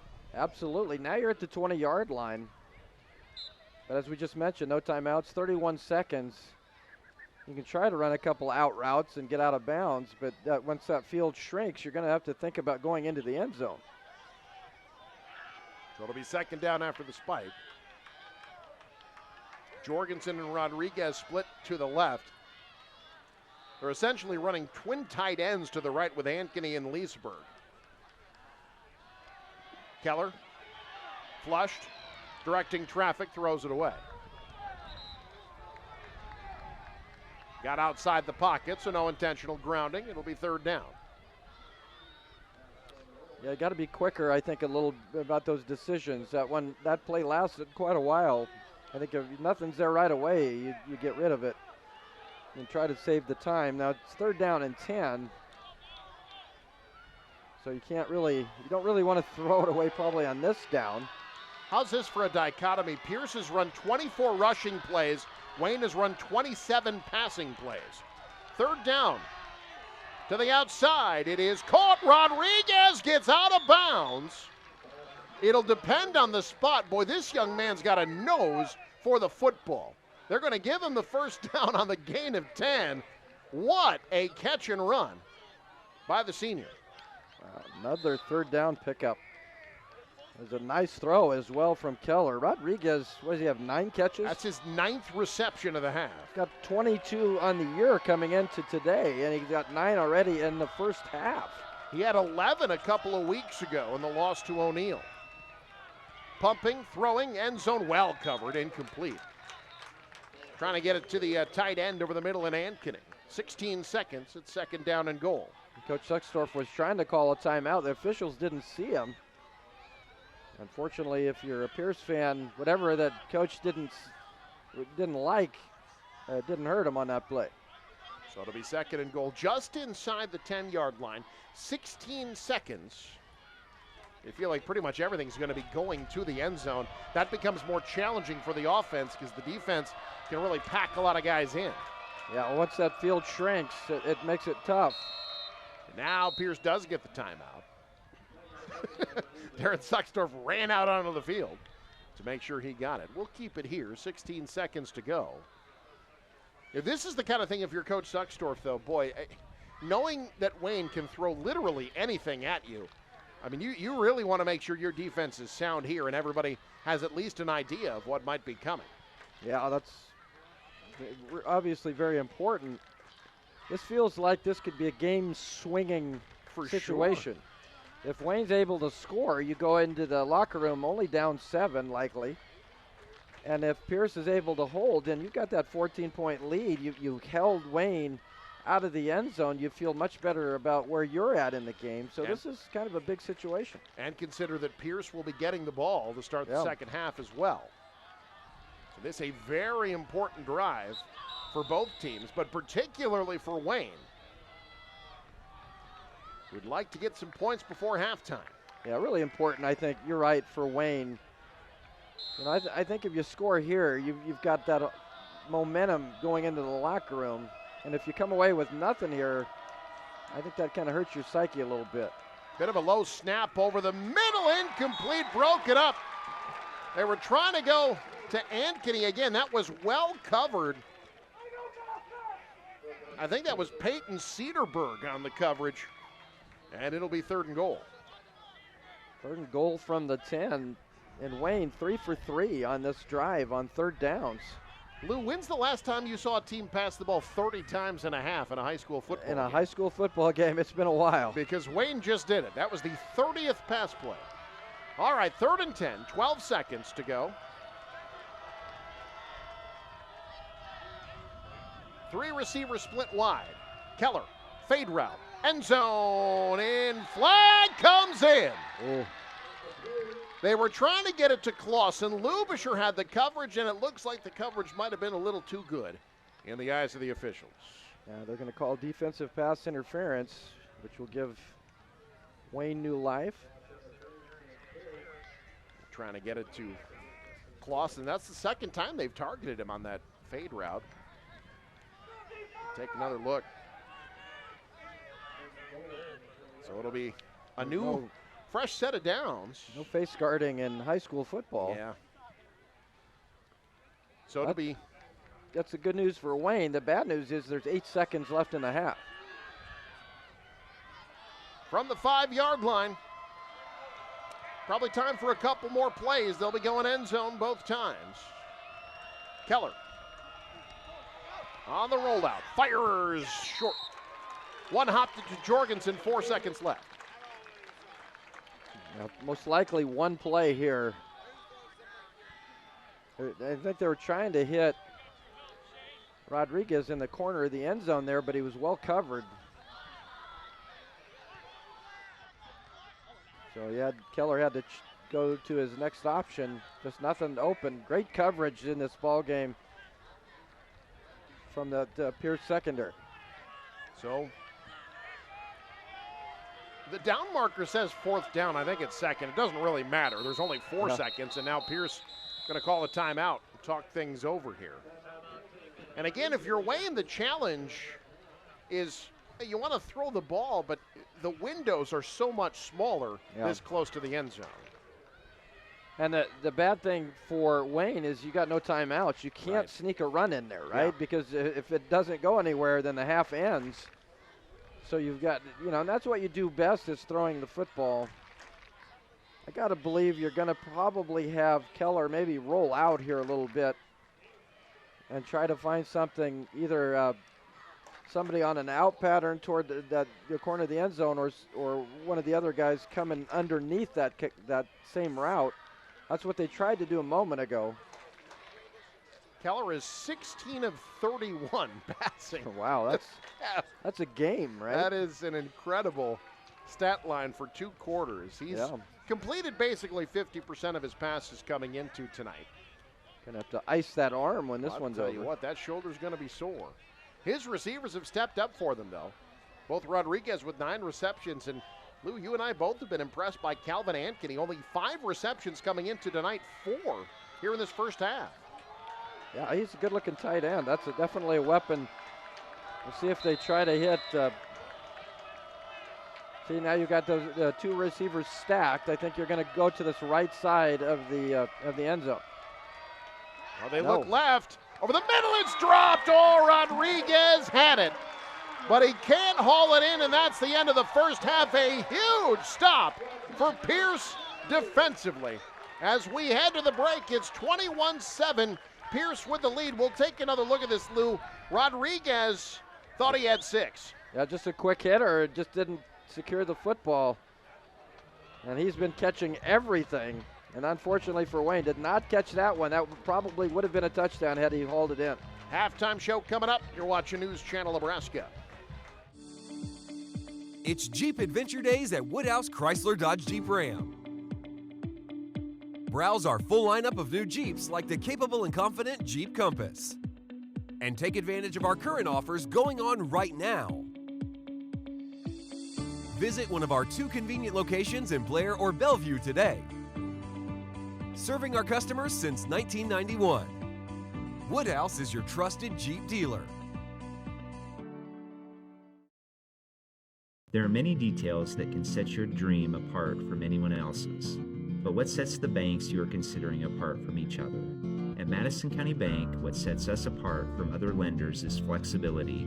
We offer a wide variety of loans, and we pride ourselves on providing lending options for commercial, residential, agriculture, and even unique properties that make your dreams a reality. Madison County Bank, here to help you grow.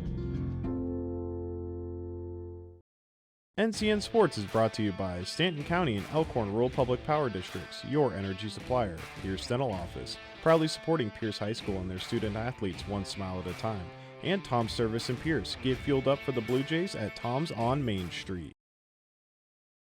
At Faith Regional Physician Services, ensuring our patients receive high-quality care in a location that is convenient for them is at the heart of all that we do, which is why we couldn't be prouder to have expanded our service offerings by adding 2 ear, nose, and throat experts to our world-class team of providers. If you or your child are dealing with painful ear infections, troublesome ringing in your ears, agonizing throat soreness, or other ear, nose, and throat or head, speech, and sleep conditions, turn to Dr. Justin Oltman and Dr. Eric Roy for relief. Our 2 ear, nose, and throat specialists believe in a patient-focused approach to care and offer advanced technology paired with their training and expertise for the best possible outcomes. Don't let earaches, sinus infections, allergies, or difficulty swallowing control your life. Our physicians can help you find freedom from pain and discomfort using both surgical and non-surgical techniques. Faith Regional Physician Services. Your relief starts here. NCN Sports is brought to you by Pierce Telephone Company, where the local choice for phone, internet, and mobile service is the better one. And J.E. Moret Grain in Pierce proudly supports the Pierce Blue Jays.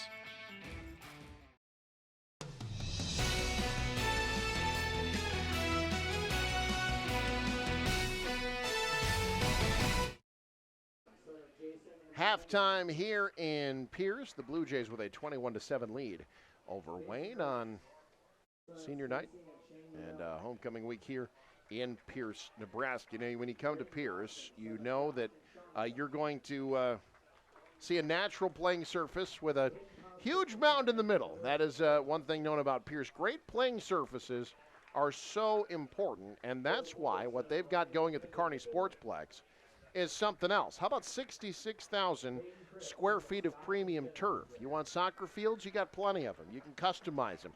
Different size for youth, full size.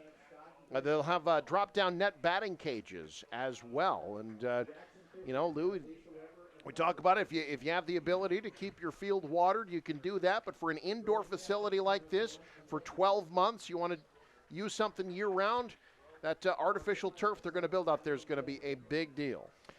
I don't know that you can have a better facility than what they're building there. It seems like they have everything covered. Maybe not auto racing inside there, but not quite. Everything else is pretty well covered. That's going to be a great facility. I can't wait to see what that's like. I got to make a trip out there to Kearney, and you make that trip to Kearney, you'll find something to do because there's so many things to do in that great facility. You know, if somebody wants to do auto racing, I'll bet they'll figure it out. They've got all kinds of things already set. They're going to plan and host all kinds of local and regional events. They've already booked a ton. They've got wrestling coming out there, volleyball, and yes, those pickleball tournaments coming to Kearney. That's the Kearney Sportsplex, owned by the city of Kearney, planning to open in the spring of 2025. 21-7 Pierce at the half. More Halftime Show next. You're watching NCN. Does your business need quick, competitive financing for heavy machinery, trucks, or other equipment?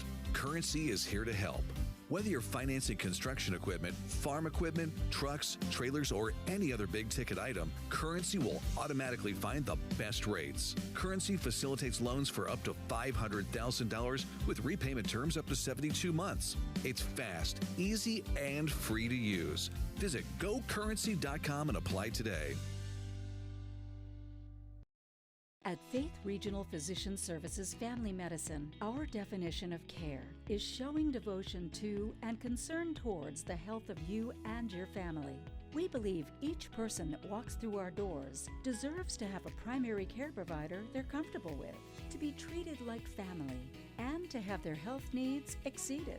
Our 20 family medicine providers, located in 10 communities throughout Northeast Nebraska, offer comprehensive health care for all ages. Whether you need a yearly checkup, chronic care management, or you're under the weather, count on us for primary health care you can trust.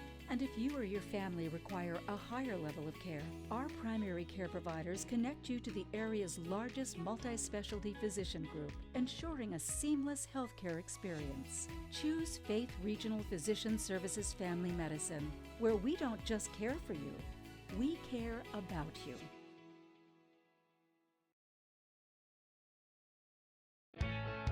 At Woodhouse Ford, we make car buying simple.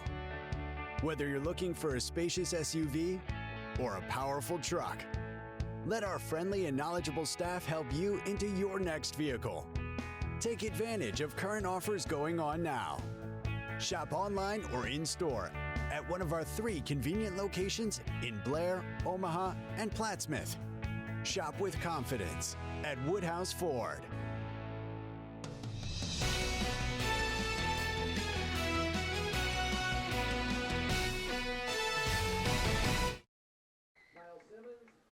Halftime here in Pierce. It's the Blue Jays with a 21-7 lead over Wayne alongside Lou Siefker. I'm Eric McKay. Lou, this is, we talked about it. This would be a dichotomy in offensive styles. Pierce with 221 rushing yards, Wayne with 181 passing yards. That first half, we saw 459 yards of total offense. Wow. But it's Pierce finishing drives where Wayne could not. As we take a look at our top plays in the first half, Lou, the big difference has been Wayne, their defense coming up with fourth down stops like this one here. Yeah, the first 2 possessions that Wayne had the football, Pierce stopped them on fourth down and turned them over. And we see Pierce, boy, they've been getting it done on the ground tonight. 221 yards. That's Turner Wolf, the senior. He had 2 rushing yards. That one from 34 yards out got the scoring going. But, boy, Caden Keller, Lou, I'm impressed with this young man's passing ability, and in particular, Alex Rodriguez's ability to go up and get it. Got great combo, those 2. This drive would also stall. Their first 2 drives get into Pierce territory. Both of them stall on fourth down. That one made it to Jorgensen in the end zone. He couldn't haul it in. So then Pierce, next drive, we just see their offense, both their offensive line and their running backs running tough. The stiff arm here by Brendan Bowling sets them up into Wayne territory. They would finish this drive. The old direct snap to Wolf. He takes it in from 5 yards out, and Pierce rolling early. It looked like they might run away with this thing, but Lou Wayne did a nice job answering on their next possession. Yeah, absolutely. Wayne played with some heart and stayed in this. They get the touchdown run from Ocampo. Yeah, Ocampo gets the touchdown there, and then Pierce trying a little trickery, but nice play by Rodriguez defensively to get the interception. That set up Pierce, or set up Wayne rather, potentially with a chance to tie the game. They could not take advantage. Pierce would get the ball back. They would go back to the ground. They would convert a fourth down on a penalty. 2 plays later, Brendan Bowling takes it in from 12 yards out. His first rushing touchdown of the year, and Pierce with a 21-7 lead over Wayne. 258 yards rushing, or 258 yards total for Pierce. 221 on the ground. Wayne 201 yards. 206 yards, but 181 of that through the air. The irony, Wayne's only touchdown came on the ground. Yeah. But, the difference, Wayne first, they got to get the defensive stop because Pierce is going to get the ball to start the second half. Got to figure out a way to finish off drives. 3 drives have ended without points in Pierce territory. Yep, and that's been the problem. The one time they did score the touchdown, They got a big 3rd down and 7 running the ball, and then they ran it in, as you mentioned, in for the touchdown. They were able to run the ball on that drive, and I still think that's going to be important. Again, you don't have to run for a ton of yards, but you keep that defense honest if you're able to make some plays on the ground. And we've seen how good Wayne can throw the football. I think certainly Keller looks like a big-time quarterback, but he's got some weapons around him. Really impressed with Alex Rodriguez. Not only did he catch a lot of passes, but he caught at least one other team's pass with that interception. So he's been making plays out there. But when it comes down to it, you're exactly right. Wayne's got to finish drives here in the second half if they're going to stay in this ballgame. 21-7, Pierce with the lead. Class C1, boy, it's crowded up top. We'll talk about it, check on some scores next. You're watching the Halftime Show on News Channel Nebraska. NCN Sports is brought to you by Currency. Visit GoCurrency.com for details. The Carpet Shop, which has been providing quality residential and commercial floor coverings and installation for almost 50 years. And by USay Pharmacy, where their mission is your family's health. Are your Medicare supplements too high? Does your employer not offer health insurance? Who can I trust locally in a live office and not an 800 number? Come see Insurance 365 healthcare experts Angela Credeville and Sarah Kuhn. Angela specializes for you with personal consulting for people over 65 and their Medicare plans. Sarah is the expert on individual plans for those of you under 65. Angela and Sarah, the healthcare experts you want to do business with. So this yellow jacket, it basically symbolizes that it's showtime. The Yellow Jackets are a throwback to Monday Night Football. The 1970s, Keith Jackson, Howard Cosell. That was the big broadcast in the country. Now we're the big broadcast in Nebraska. When News Channel Nebraska is covering a game, we want you to know that we take it seriously. We want to dress sharp. We have pride in what we do. And we're going to wear those yellow jackets to show people that we're a little old school, but we're also the important broadcast of the night. How liberal is Dan Osborne? Get this, you worked for your Social Security, but Osborne would give those benefits away to illegal immigrants. It's a slap in the face to seniors. Social Security benefits for illegals? Dan Osborne is so far left, he's not right for Nebraska. Deb Fischer fights for us. She stood with Trump to secure our border and protect Social Security. President Trump endorsed. Deb Fischer for Senate. I'm Deb Fischer, and I approve this message.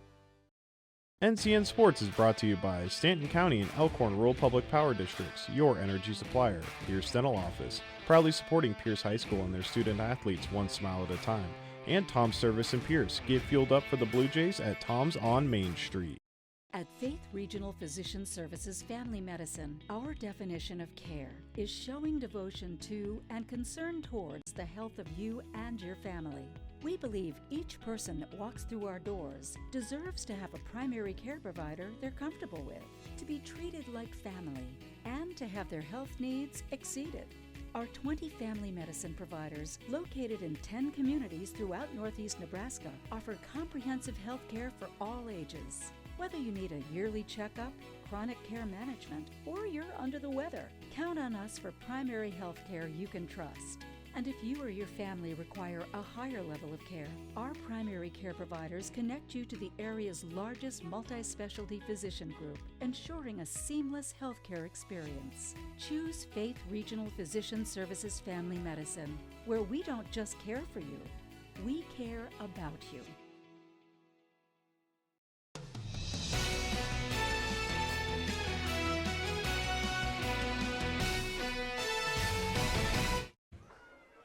Back at Pierce, 21-7, Blue Jays have the lead over the Blue Devils in a game in Class C1. Weird to not have Pierce in the mix in the Class C1 rankings at this point in the season, but at 2-4. Look, they've seen a lot of the best teams in the state.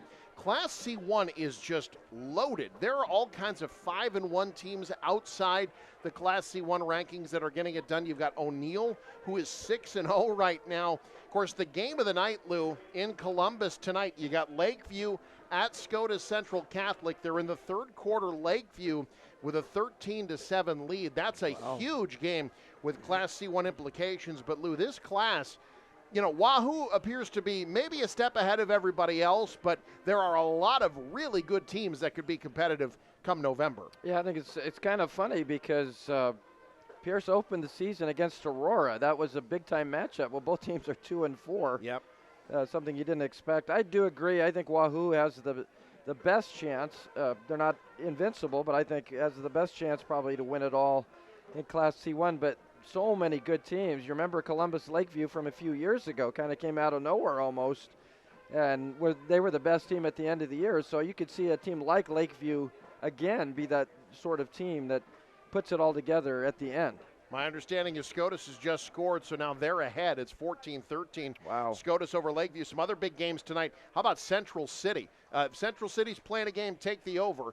They've got a 28-7 lead on 5-1 Milford at the half. Central City, very good. You've got Ashland Greenwood, maybe the team that could challenge Wahoo, although they've lost to them once already. They're up on Roncalli, 23-14, that game in the third quarter. How about Boys Town? Welcome back, Boys Town, 5-1. They're up on Louisville, 41-0. The Sydney Red Raiders getting it done out west. They've got a rivalry game against Chase County tonight. That game in the third quarter, 14-0. Sydney looking to go to 7-0. Fort Calhoun, a team that beat Pierce earlier this year. They're up 20-3 at the half on Omaha Concordia.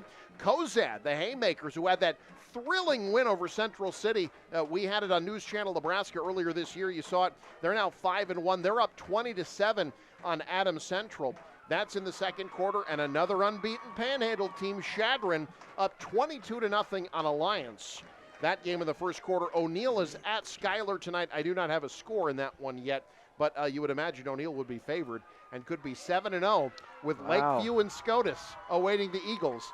Look, the last time they started the year 6-0, Lou, they won the state championship. Yeah. So I'm just saying, keep an eye on Coach Brock Eichelberger's squad. That's a good coach. Yeah, that's exactly right. And like we just said, there's several teams that could make that run, and then also several teams that look good now may get beat right away. Yep. It's just it's that sort of a year. I want to see a game between Central City and Wayne. Oh, man. That might last 4.5 hours. Yeah, that would break the record for passes, no doubt. Yeah, Central City, boy, they can light it up. They've put 60 on a couple of teams already this year, including a game that they lost. Here it's 21-7. Pierce with the lead. Second half kickoff next. This is News Channel Nebraska. Does your business need quick, competitive financing for heavy machinery, trucks, or other equipment? Currency is here to help. Whether you're financing construction equipment, farm equipment, trucks, trailers, or any other big-ticket item, Currency will automatically find the best rates. Currency facilitates loans for up to $500,000 with repayment terms up to 72 months. It's fast, easy, and free to use. Visit GoCurrency.com and apply today. It's Jeep Adventure Days at Woodhouse Chrysler Dodge Jeep Ram. Browse our full lineup of new Jeeps like the capable and confident Jeep Compass. And take advantage of our current offers going on right now. Visit one of our 2 convenient locations in Blair or Bellevue today. Serving our customers since 1991. Woodhouse is your trusted Jeep dealer. NCN Sports is brought to you by Pierce Telephone Company, where the local choice for phone, internet, and mobile service is the better one. And J.E. Moret Grain in Pierce proudly supports the Pierce Blue Jays.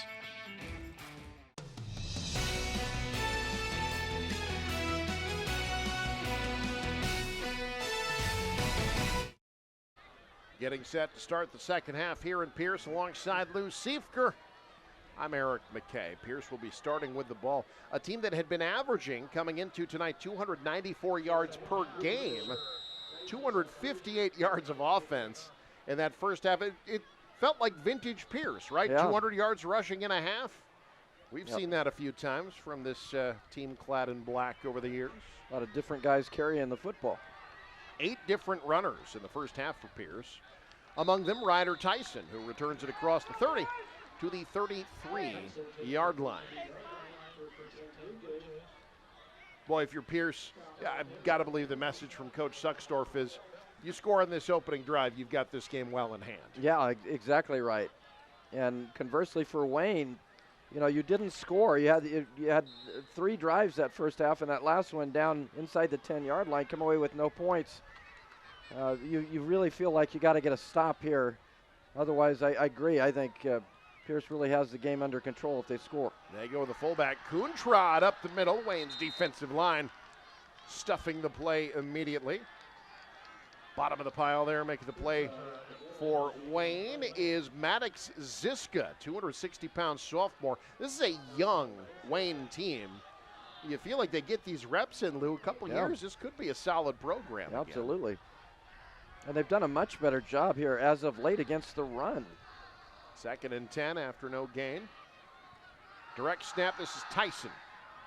Swinging around the edge, solid gain. It'll be 3rd and manageable as he gets out across the 35 to the 38-yard line for a gain of 5. Tyson with 15 yards on the ground in the first half. Well, Pierce only had 2 third-down opportunities the entire first half, but they did not convert either of them. They were 1 of 1 on 4th. See if the third time's the charm. They go to the air. Out of the backfield, it is caught. Great open field tackle. Wayne's leading tackler, Taven Ocampo, makes the play on Bowling, and it's 4th down. Yeah, Ocampo did a great job there, trailing the play, makes the tackle. And now, you don't have much choice here. If you're Pierce, you have to punt the football away, so a great stop for Wayne. When Collison threw that ball, you could definitely see that it looked like it was going to be converted, but Ocampo making a great play, and now, Pierce is going to punt it. Yeah, when he threw that ball, I thought that was going to be a first down. Ocampo showed good speed, trailing the play to make that tackle and force. They got a fake. Oh, we got a direct snap. Breaking the tackle, first down and more. It's Wolf hurdling a defender down the sideline, inside the 20. Oh, it looked like Wayne had that stopped, and Turner Wolf turned down the afterburners, and it's first down, Pierce. And I think you're going to have an unnecessary roughness. We got a flag at the end of the play. A lot of jawing at the end of the play. A lot of contact after the play. Well, he tackled him around the head. So maybe it's something after the tackle or the flag. I didn't see when the flag came out, but you watch this. First of all, that's a great call. Yeah. I mean, that's one that you're a genius if it works and you're a knucklehead if it doesn't. But what a run there by Wolf. And watch the tackle. From that angle, it doesn't look as bad, but Wolf talking a little bit there might be on Pierce. The run goes for 44 yards, and they're going to mark it off the other way, though. They're going to get unnecessary or unsportsmanlike contact on Pierce. Unsportsmanlike conduct, I should say. A lot of jawing after the play. Again, this is a rivalry game, and it's been heated tonight. So not quite as good a position, but still first down for Pierce at the Wayne 32-yard line.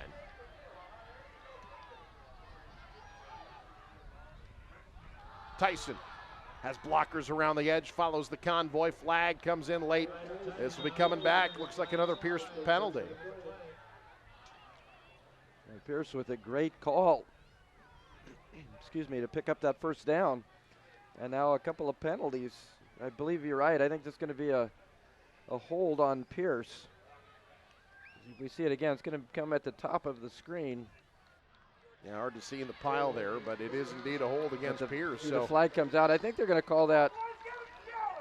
I think they called that on Coontrod, number 24. So they thought they had it 1st and 10 from the 13, and now they've got it 1st and 17 from the 39. Yeah, not what you want to do after executing a really gutsy call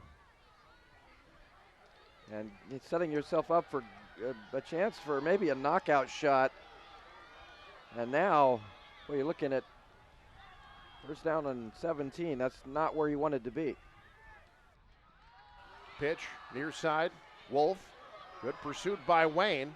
Wolf hesitates, gets nothing. Back to the line of scrimmage, and that's it. Play finished off by Brody Munter, among others. In fact, he lost another yard. Pierce is going the wrong way. 2nd and 18.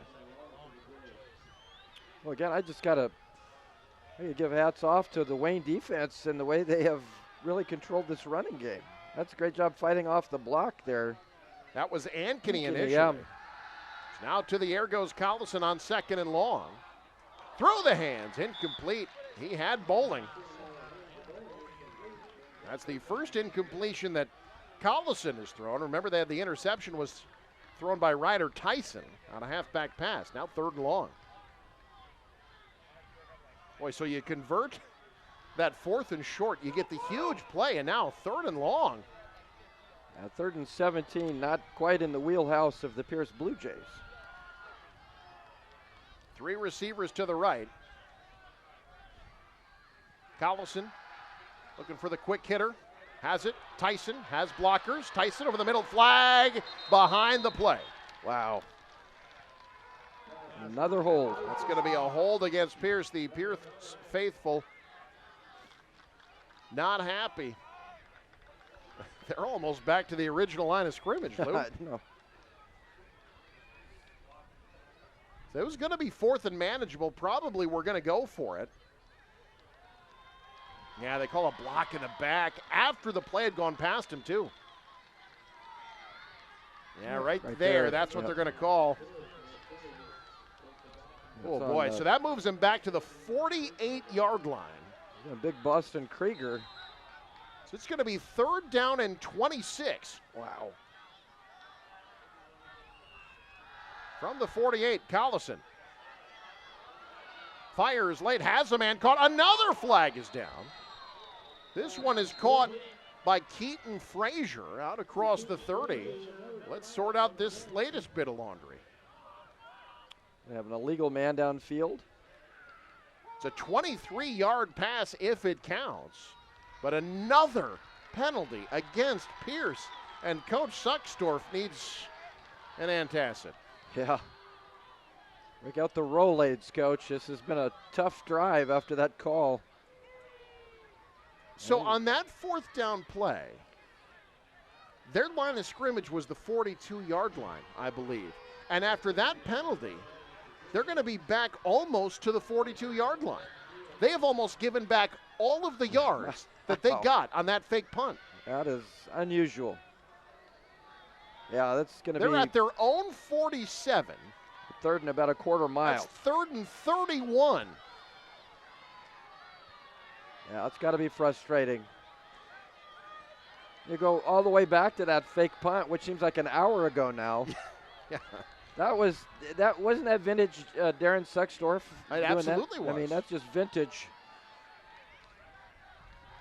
Now they're just trying to get what they can on the ground. On the far sideline, pretty solid game there for. That's Collison gets it down to the 40. It's a gain of 13. Sets him up with potentially a manageable 4th and 19. Yeah.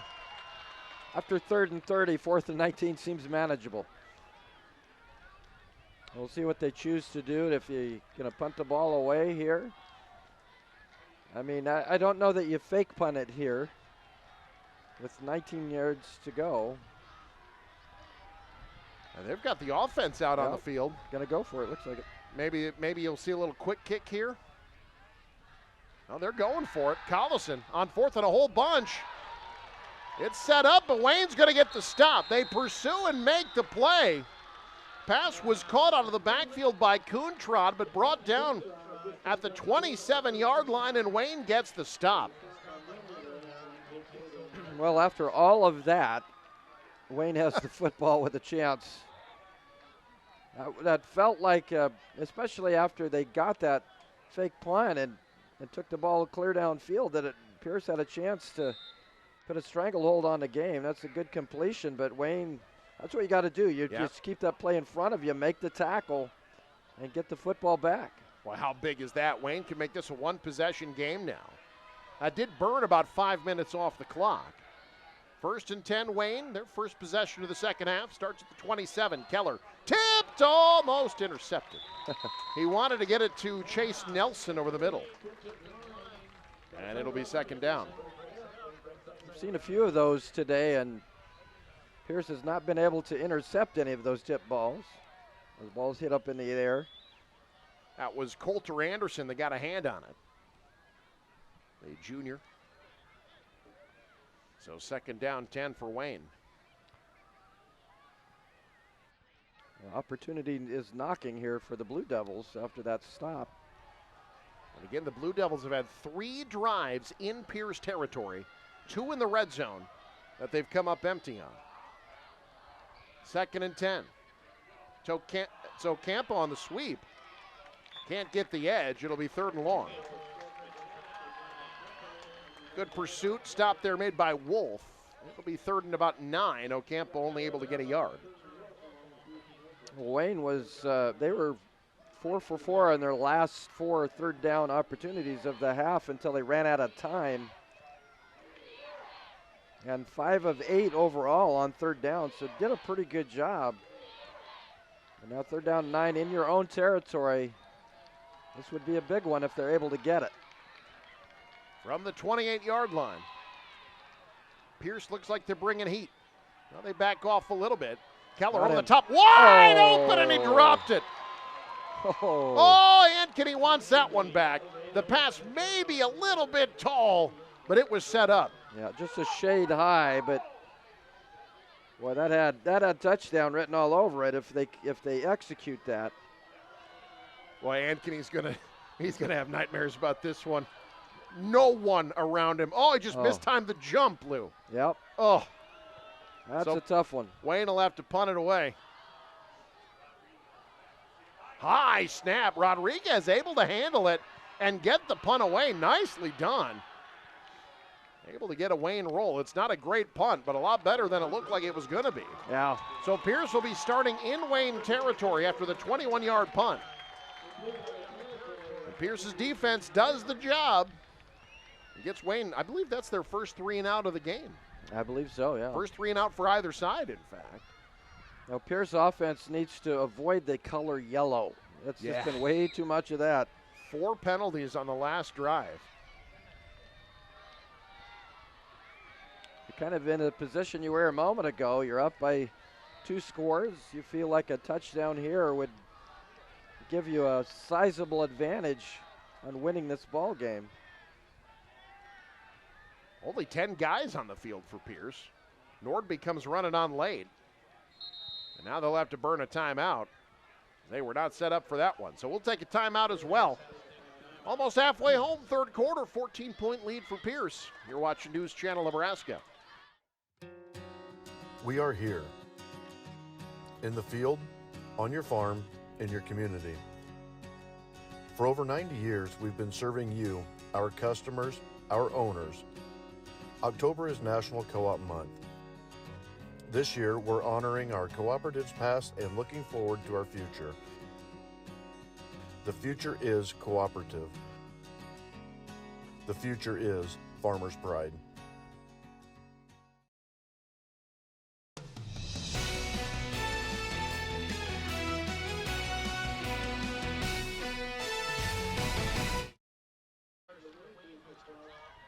Well, Coach Sextorf has had that frustrated hands on the hips look for quite a bit of this quarter.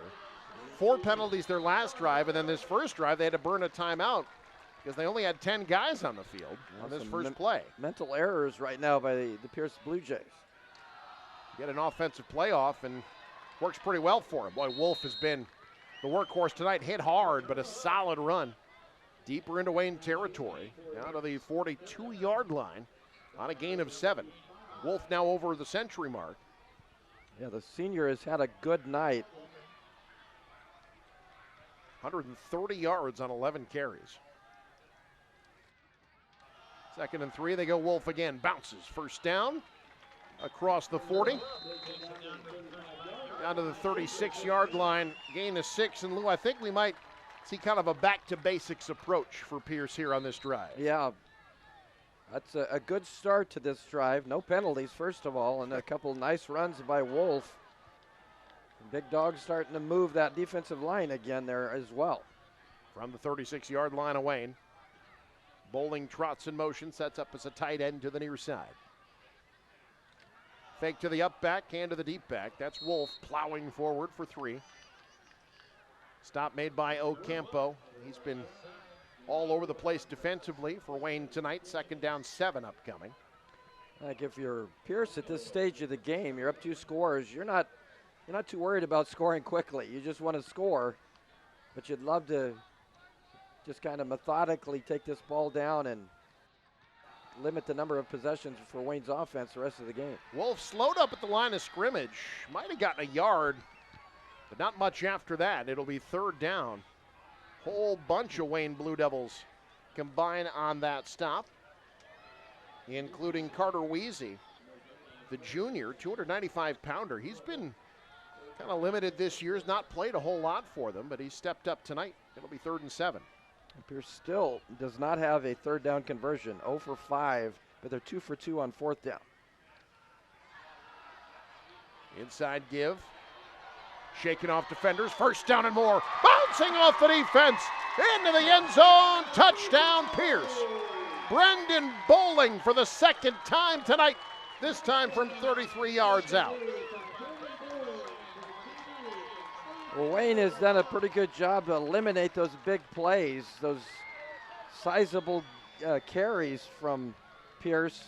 Bowling able to avoid the initial tackler and weave his way through traffic. That's an impressive run and a big, big touchdown for the Blue Jays. Wolf on for the extra point. It's up. And it is no good. Pushed it to the right. But 4:05 to go in the third. Pierce has their largest lead. It's 27-7. You're watching News Channel Nebraska. Yankton Medical Clinic, Norfolk location, has several multi-specialty outreach physicians, including ear, nose, and throats, orthopedic surgery, urology, nephrology, general surgery, and pulmonology. Our physicians are all board certified. They have obtained the highest level of medical expertise in their field. Rated by our patients with a perfect 5 stars. Yankton Medical Clinic, Norfolk location, offers so much care, so close to home. Located in the Fountain Point Medical Building, Norfolk.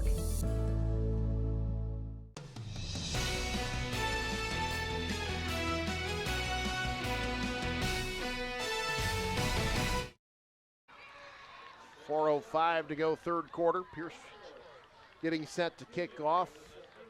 Got to feel good after finishing a drive off. Absolutely. After the way their last drive ended.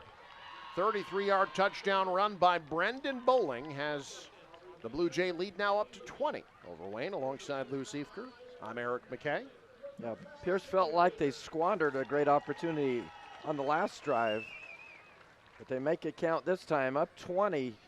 Or if you're Wayne, you feel like now you just can't have any more empty possessions. You've got to put points on the board every time. Especially given, the way Pierce is running the football. Right. They can milk a lot of clock. Wolves' kick is away. This will be Jorgensen from the 14. Not going to get much. Great pursuit downfield for Pierce. That's Cole DeBoer, 155-pound sophomore, making the play. Well, special teams important. And Pierce is doing a good job in this ball game.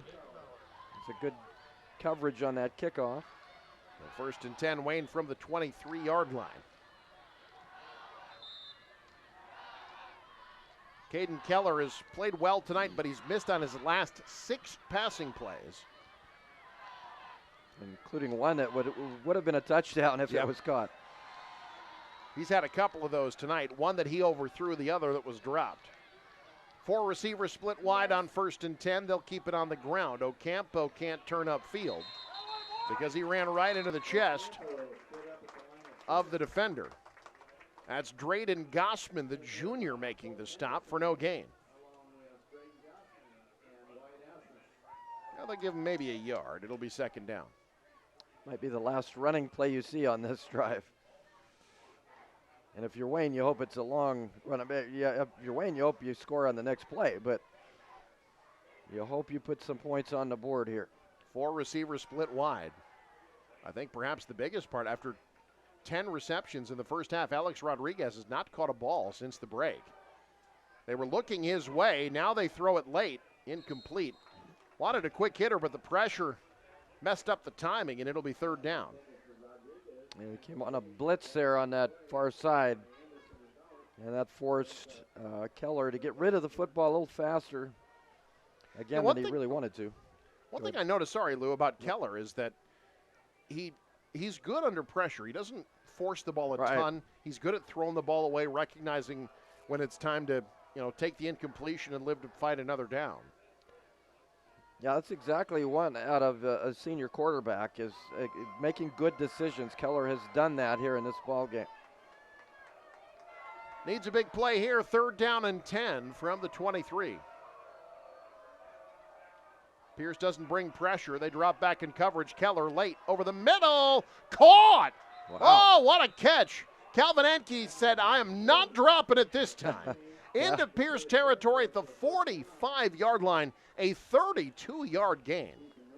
Well, I've said it 1,000 times. The toughest catch is when you're wide open. I mean, when you got a guy draped over you, that sometimes those are a little easier to catch just because you concentrate more. You know you got a guy that's got tight coverage on you. Ankeny, that's a heck of a catch and a big first down for Wayne. Ankeny has doubled his offensive output for the season tonight. Had 5 receptions coming into tonight on the season. He has 5 this evening. Now in Pierce territory, it's 1st and 10 Wayne. 2 receivers stacked to either side. Ocampo shifts. Oh, hold everything. Somebody left early. You know, Coach Delano talked about it, and they had that huge penalty in the first half on that 4th down. They've, for the most part, played pretty cleanly in terms of penalties tonight. Yeah, you're right. And this situation, you don't really want those penalties to put you behind the chains, but they have done a good job. And Pierce has struggled with some penalties. Wayne has not up to this point. At this stage of the game, down 20, you've got to avoid those silly mental errors. 1st and 15 from midfield. Keller, pressured, flushed. Avoids the sack, throws it away, incomplete. Rodriguez dove for it. Boy, Keller, elusive. I thought for sure Wyatt Asmus had a sack. Instead, it's 2nd and 15.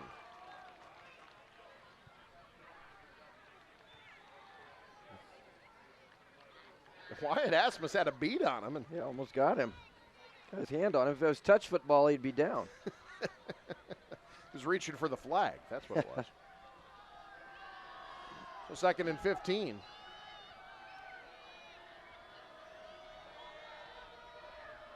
Four receiver set. 2 to either side of Keller. Now Rodriguez in motion on the sweep. Back to about the original line of scrimmage, maybe a little bit shy of it. And it'll be 3rd and about 10. Well, I'd like to see what Wayne could be if they were completely healthy. Yeah. If they had a lot of guys out. You see some of the weapons that they have. I mean, this is a team that, well, you think if you're completely healthy, maybe not 1 and 5 at this stage of the game. You see the creativity in the offense and certainly the talent that they have at quarterback and receiver. 3rd down and 10. Blitz coming. Keller. Oh, incomplete. He had the right idea, had to throw it early. Jorgensen couldn't haul it in. It's 4th down. It almost looked like he got rid of it a little too quickly. I think he had a second or two to make that throw. I mean, it's easy for me to say up here. I'm not getting getting blitzed by this Pierce defense, but that's what the pressure does to you, right? Yep. I mean, it was pretty quick. They were on him. He had to get rid of it. That's what pressure does. It just disrupts that sort of passing game, and Keller had to get rid of it before his receiver made his cut, and now it's 4th down. 4th and 10 from the 45. Pierce bringing pressure again. Keller pass tipped at the line of scrimmage, and Pierce gets the stop. Well, Pierce defense rises to the occasion. And now 1:44 to go in the 3rd quarter, up 20. Pierce with the football. You got to feel pretty good if you're a Blue Jay fan at this stage of the game. And Caden Keller just 1 of 7 through the air in the second half after going 16 of 32 in the first half. 39 pass plays. That's a lot. That is a lot. All right, 1st and 10 for Pierce. I think you're going to see some steady dose of power run game here. That's what they start with. Straight up the gut, Coulter Anderson. his second carry of the night. Good for about 3. We'll take another look. I didn't see who got the hand up. Let's see if we can see who tips this ball. I think that was Asmus that got the hand on it. Almost had the sack earlier. 2nd and 8 for Pierce. That's a good job by Asmus to get his just hand up and hit that football. Wolf finds some room. Squirts ahead into Wayne territory now. At the 48-yard line, gain of 6. 3rd and 4. A very manageable situation here for Pierce on 3rd down. This is where Pierce's offense wants to be, that 3rd and 3, 3rd and 2 sort of situation. Wolf 148 yards on 16 carries. Collison to the air on 3rd down, has it caught, 1st down, staying on his feet. Great balance, Gavin Lubisher, the sophomore, inside the 40 to the 37-yard line on a gain of 11. I'll say what I said about Wayne a moment ago about Pierce. If they were completely healthy, this is a team with a lot of talent as well. You just got to wonder if Caden Fritz is playing, a couple of the other guys that they have. Caden Fritz was over 140 yards rushing in that season opener against Aurora and suffered a season-ending injury late in that game. He was going to be a star for them both offensively and defensively. Now you got some other stars stepping up. How about Coulter Anderson out across the 25 to the 23-yard line, bowling ahead for a gain of 14. Yeah, we've had some guys that have really stood out in this game, but I think what stood out more than anything with Pierce is just, doesn't matter who's carrying the ball. They've been productive. Offensive line has done a really nice job tonight. To the 22-yard line, 1st and 10. Anderson again with a hole up the middle. Breaking tackles inside the 10, still on his feet. Refusing to go down until he gets down to the 2-yard line. A 20-yard gain for the 195-pound junior. It's 1st and goal. And that's the end of the 3rd quarter. Coulter Anderson bowling ahead into your living room with the will to win. Blue Jays up 20. 4th quarter next. You're watching NCN. Life can move at a pretty fast pace here in Nebraska. From lights on to lights out, there's no stopping our work ethic. That's why at Nebraska Public Power District, we take pride in keeping you going. Pride in knowing that your power grid is consistently ranked one of the nation's most reliable and resilient. We take on the challenges 24/7 because electricity is the lifeblood of your day, and powering your day is what motivates us to do our very best. NPPD, powering our state, empowering your life.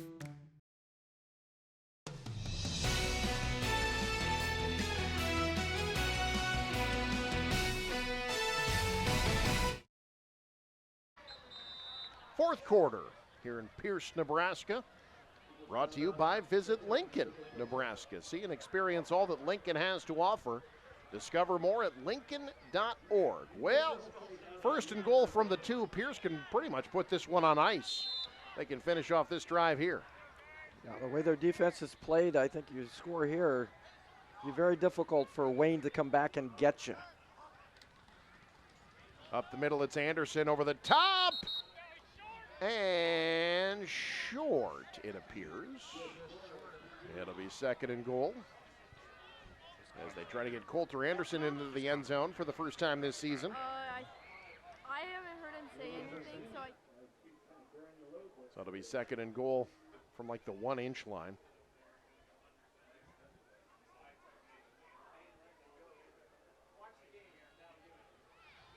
Everybody up on the line. They give it to Anderson again. This time he's in. No question about it. Touchdown, Pierce Coulter Anderson.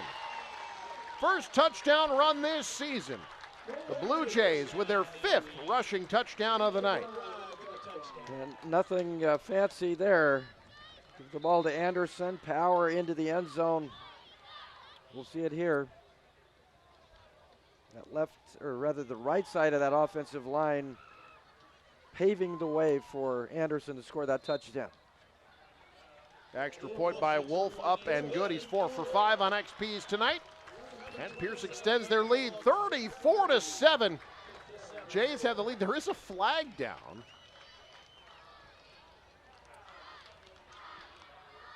It's too many men on the field against Wayne, which I believe they will enforce on the kickoff. But either way, it's Pierce with the lead, 34-7. We've got this one well in hand now. You're watching News Channel Nebraska. Let's get moving, Nebraska. Show us how you stay healthy and you could really make a difference. Capture these moments, whether it's a walk in the park, playing with your kids or pets, biking or swimming, or even cooking a healthy meal, and share them with us. Each week, one lucky winner will choose a school to receive a $500 donation from Medica. Join the fun and make a difference. Submit today at newschannelnebraska.com and your school could win $500. Stretch Across Nebraska, presented by Medica with News Channel Nebraska.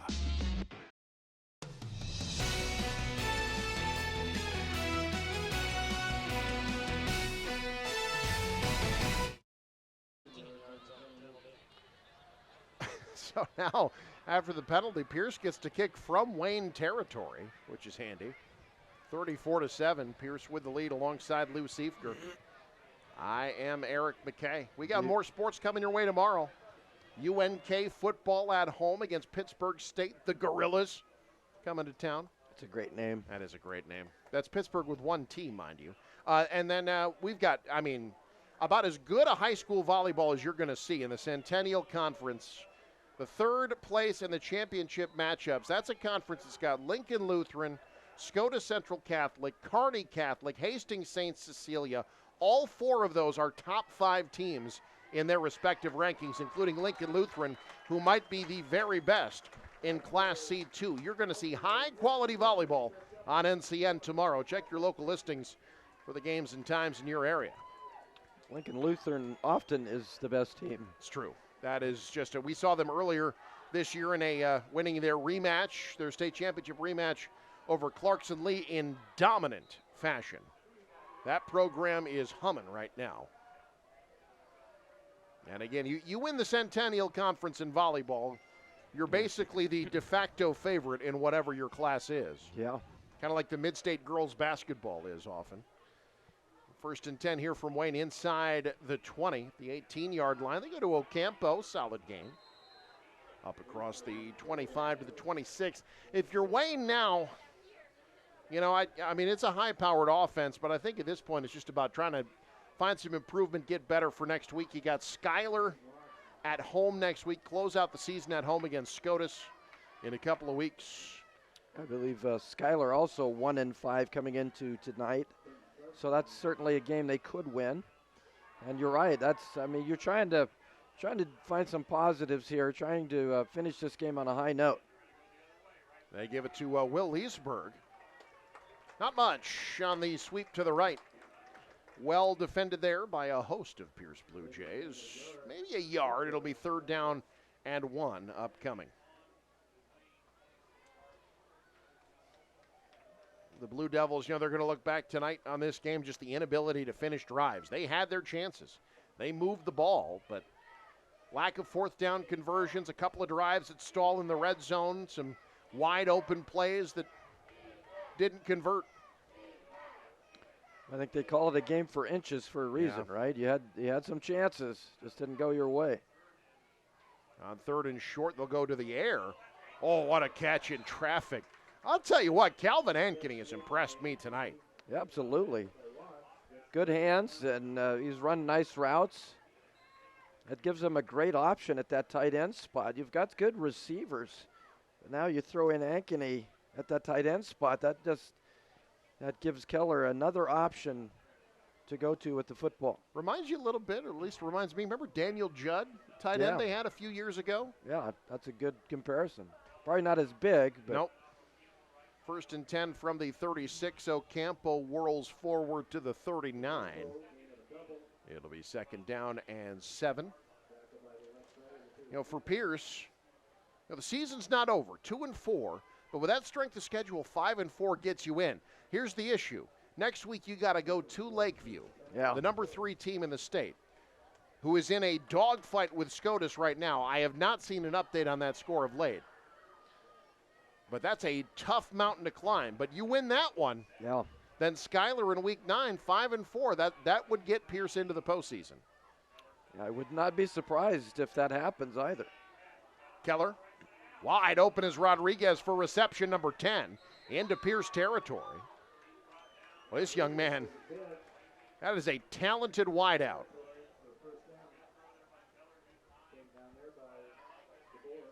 So SCOTUS leading Lakeview. Wow. Second half, 22-19.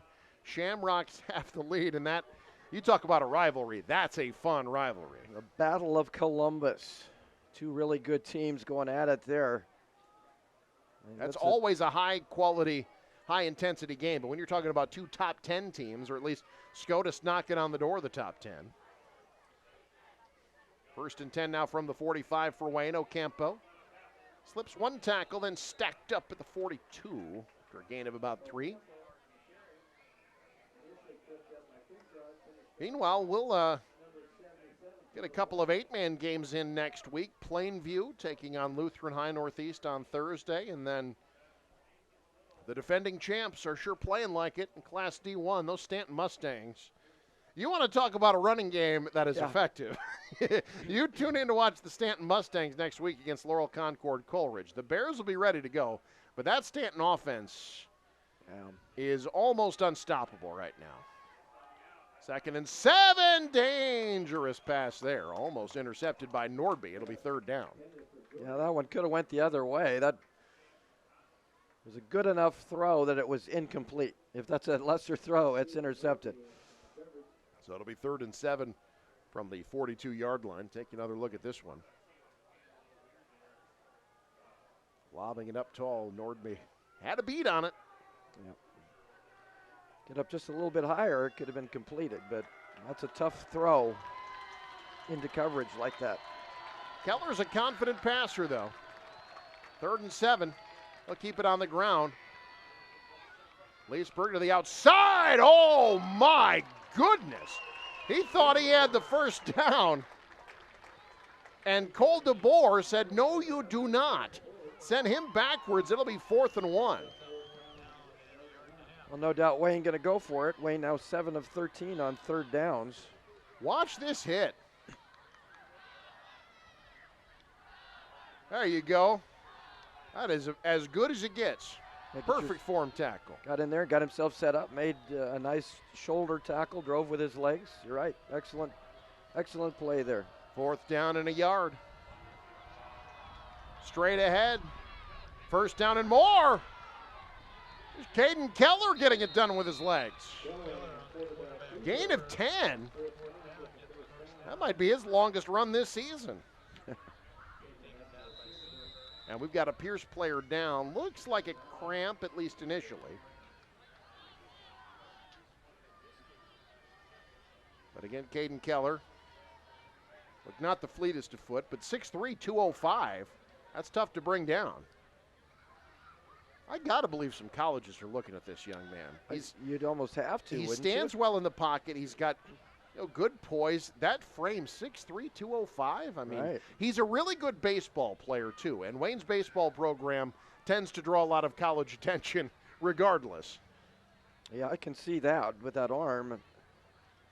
But what I like about Keller is he's one of those guys, he doesn't get rattled back there. I mean, even under pressure, he's smart enough to throw the ball away when he has to throw it away. He's just a solid quarterback. I think if you're a college looking for a good quarterback, I think you got to think about Caden Keller. There's a college not too far from where he goes to high school. Yeah, I've heard about them. Probably. They're about to lose one of the all-time greats after this year. That's what, Nick Bone can't play another 4 years? Unfortunately, no. Oh, man. Boy, how fun has he been to watch over the years. We got more Wayne State football coming this year yet. Had that big win last week. Bone was huge in that game. All right, 1st and 10 for Wayne. Wide open, that's Jorgensen, far sideline, 1st down, inside the 15, down to the 14-yard line, gain of about 11. Jorgensen just kind of got in between the two levels of the defense, and that was an easy pitch and catch. Haven't had a whole lot of easy ones here tonight, but that one was. Wayne will keep it going. No huddle offense. Right side, almost the exact same play. Flag comes in. I think they're going to get Lubisher. grabbing the off arm there. That is indeed pass interference against Pierce. Look, it's just percentages, right? As many times as Wayne throws the ball, you're going to get 2 or 3 of those a game. So that'll be a first down for the Blue Devils. This has been a good drive for Wayne. It's, I think, very important. Probably not going to come back and win this thing, but it's important to finish this drive. You've got to have some positives. You don't want to go into practice next week saying, yeah, we moved the ball pretty well, but we didn't score very many points. Spot foul is 1st and 3 from the 7, and a very excitable offensive lineman will be giving them 5 yards back. So now 1st and 8. That was Maddox Ronspies there that jumped off sides. That's the sad thing about being an offensive lineman. You get your name called when you make a mistake. When you make a great play, the running back gets the credit, right? Yeah, guys like us, we never talk about them. First down at 8. That's not true. We talk about them when they're really big, and we worry about their parents' grocery bills. 1st and 8 over the middle, a little bit behind. Boy, Ankeny has taken some shots. Look, you're going to play tight end for Wayne. You better have some strong kidneys, because they're going to take contact. Yeah, for sure. You catch some balls over the middle, you're going to take some shots. Yeah, going back to the offensive linemen, we love the big uglies. We love those guys. Absolutely, especially when they have to pass protect 44 times, as Wayne has tonight. 2nd down and 8, likely pass number 45 upcoming. Keller shakes off the defense, looks end zone, beautifully done. Touchdown, Wayne. Rodriguez makes the reception, his 4th touchdown reception this year, and right there, Lou, you see the ability of this Keller to Rodriguez connection. Yeah, watch it. It was pretty good protection that time. They got some pressure up the middle, but Keller steps away from it, and just a nice snap throw over to Rodriguez. Just the right amount of heat on that. Rodriguez makes the catch for the touchdown. His 11th reception tonight. Then he kicks the extra point. It's up and good. So 6:37 to go. 34-14. Pierce with the lead. You're watching News Channel Nebraska. When the game wraps up or even before kickoff, our community welcomes you with open arms. The Lincoln Convention and Visitors Bureau is happy to have you here, and we want to show you what we're all about. From wide open spaces to music, shopping, entertainment, and more, there is always something for you to discover in our city. Stop by the Visitors Center at 7th and P in the Haymarket or visit Lincoln.org. The Lincoln Convention and Visitors Bureau is a proud supporter of high school athletics.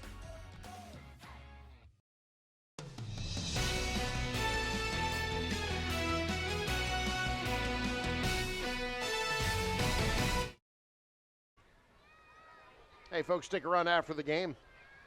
We will be taking a look at our top plays, those brought to you by Elkhorn Valley Bank and Trust. There is a difference. Also brought to you in part by Currency.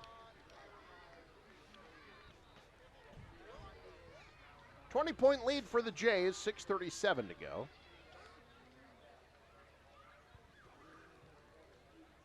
Alongside Lou Siefker, I'm Eric McKay.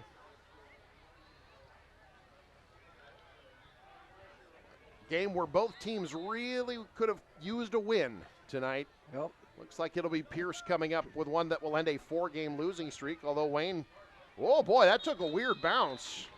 It's a nice job to jump on that by Connor Jones. That was like one of those strange hops in the infield that you got to kind of adjust to make that catch. But Pierce comes up with it, so now they'll have the football, 6:37 to go, and you know at this point it's all about milking the clock. Yep. Take that time off, and if you can, put some more points on the board. Yeah, when I played youth baseball, I was a shortstop. I took one of those grounders, took that weird hop, took it right to the front teeth. Ouch. That hurt. A sense memory. It happened like 35 years ago. I still remember it like it happened yesterday. 1st and 10 from the 39. Up the middle, it's Coontrod, making guys miss, breaking tackles, into Wayne territory, using the ref as a shield, and getting to the end zone. Touchdown, Blue Jays. 61 yards. Peyton Coontrod in the end zone for the first time this season. Well, so much for milking the clock, I guess. And Coontrod says, I don't want to milk the clock. I want to put some more points on the board.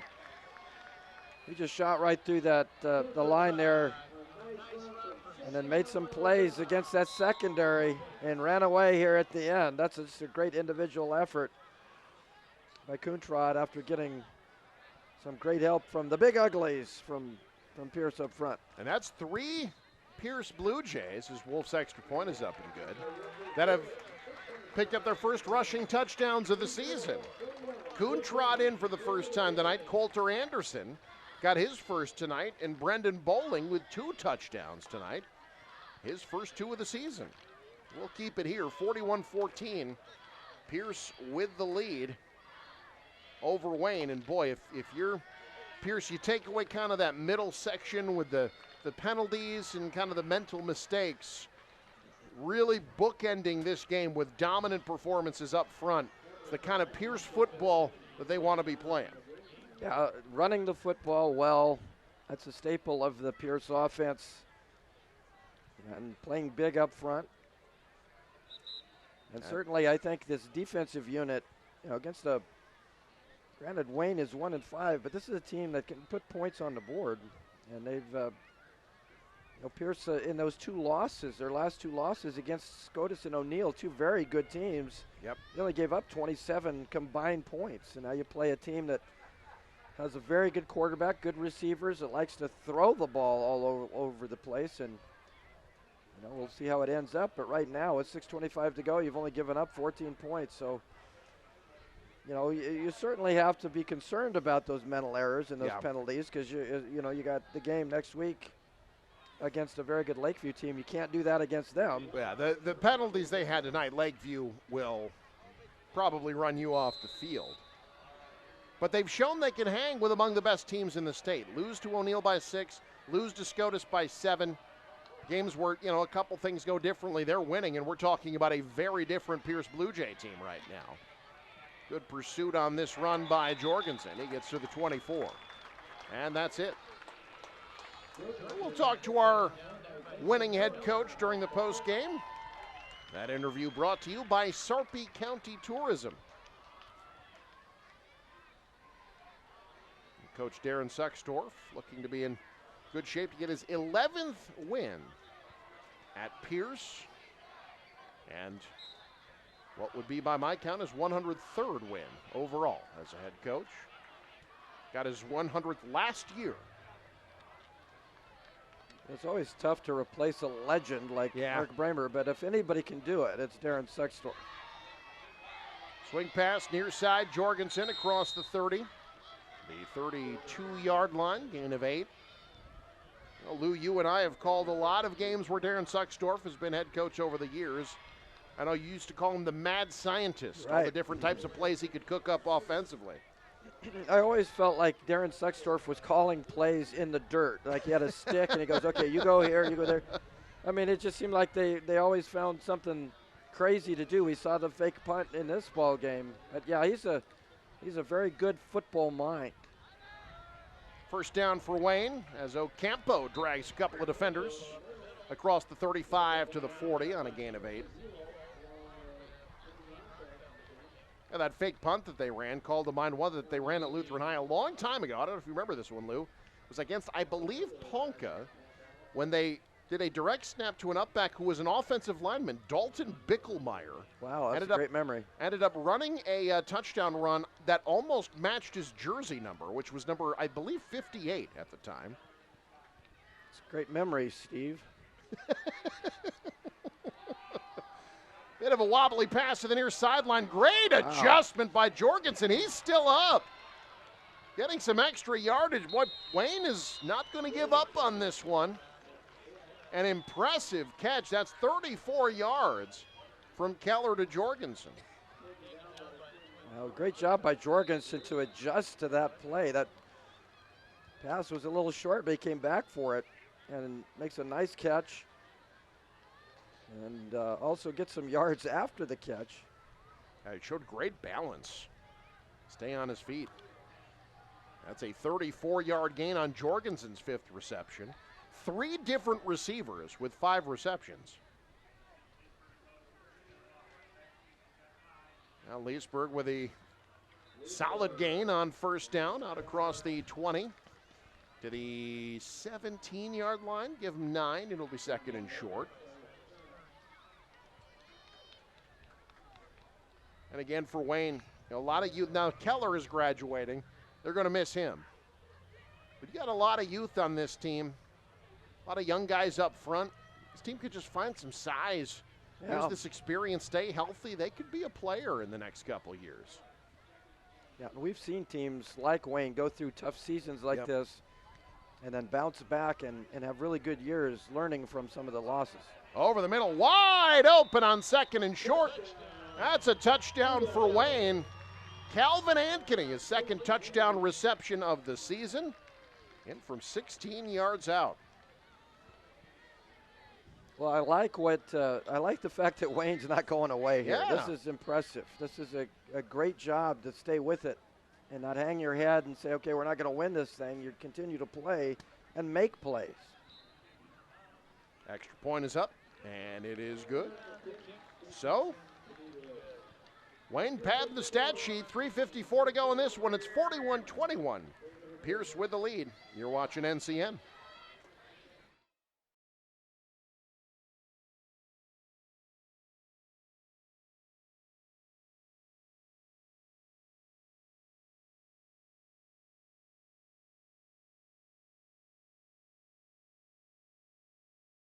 At home or on the range, AGI Sentinel's buildings protect crops and valuable assets from harsh weather conditions.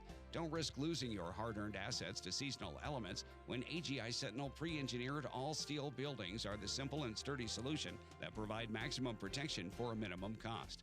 For free estimates, talk to Scott, Kenny, or Luke about your AGI Sentinel building. Call 402-748-3551 today or go to ashoffconstruction.com.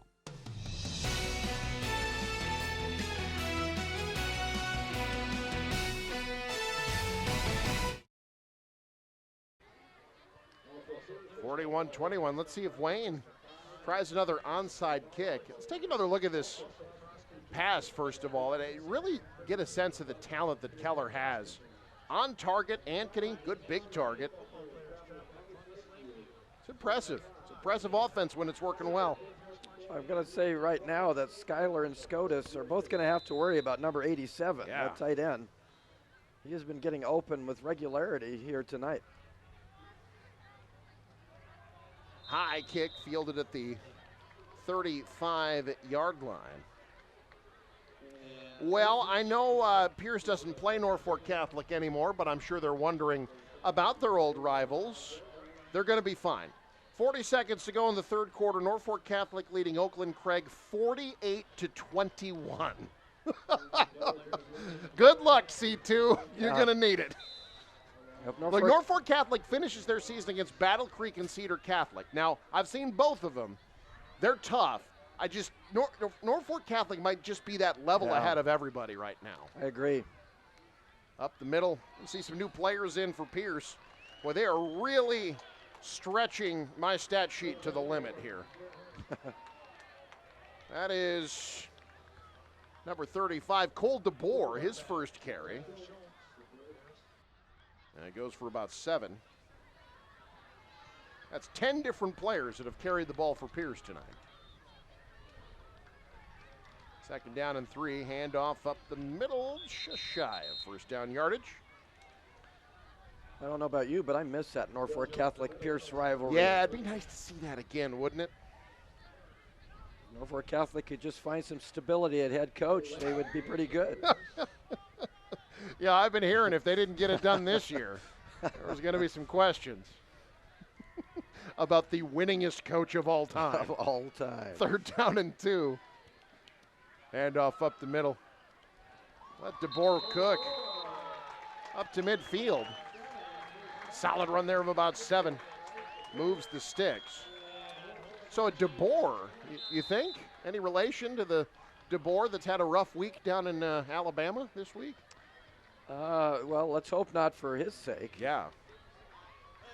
Kalen DeBoer did coach up at Sioux Falls for a little while, not too far from here. Kalen DeBoer is a fantastic coach. He's just in he can't win where he's at, meaning not win games. He just can't. There's a fumble. Ball's loose. I think Wolf was able to fall on it, but it's a big loss. They were trying to go direct snap to Turner Wolf, who's had a great night tonight. Wayne came up with it. He did. Well, all right, this isn't quite over yet. 2:34 to go. Wayne scores quickly here. You never know. Well, that's why you keep playing, Yeah. right? It's play 4 quarters, play through to the end of the ball game.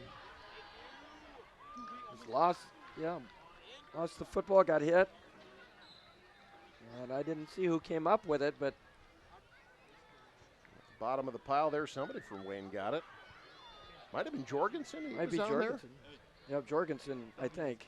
So now Wayne back out on offense. Look on the ground to Leesburg. Runs into a wall and brought down there. Ethan Clausen, a freshman, making the stop. It's a gain of about 5.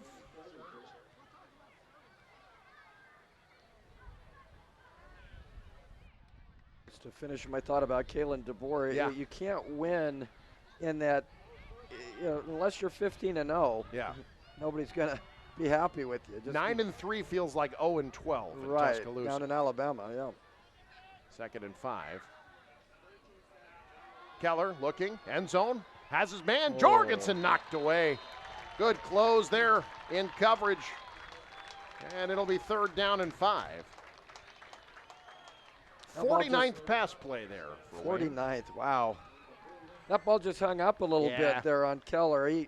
Jorgensen had a step on his man. Skylar Stern was the one who knocked it away. Good protection there, and he gets the pass away, and that ball just hung a little bit, allowed the defense to close in. So 3rd down and 5. Clock down to 1:52 to go. We've been doing all these games with solid running attacks and teams that run the football. It's weird to be 9:30 and still playing football. Yeah. 3rd down and 5, Keller with time. Pierce dropped 7 back. Keller will roll out, can't find anybody, just throws it late, out of bounds. And it'll be 4th down.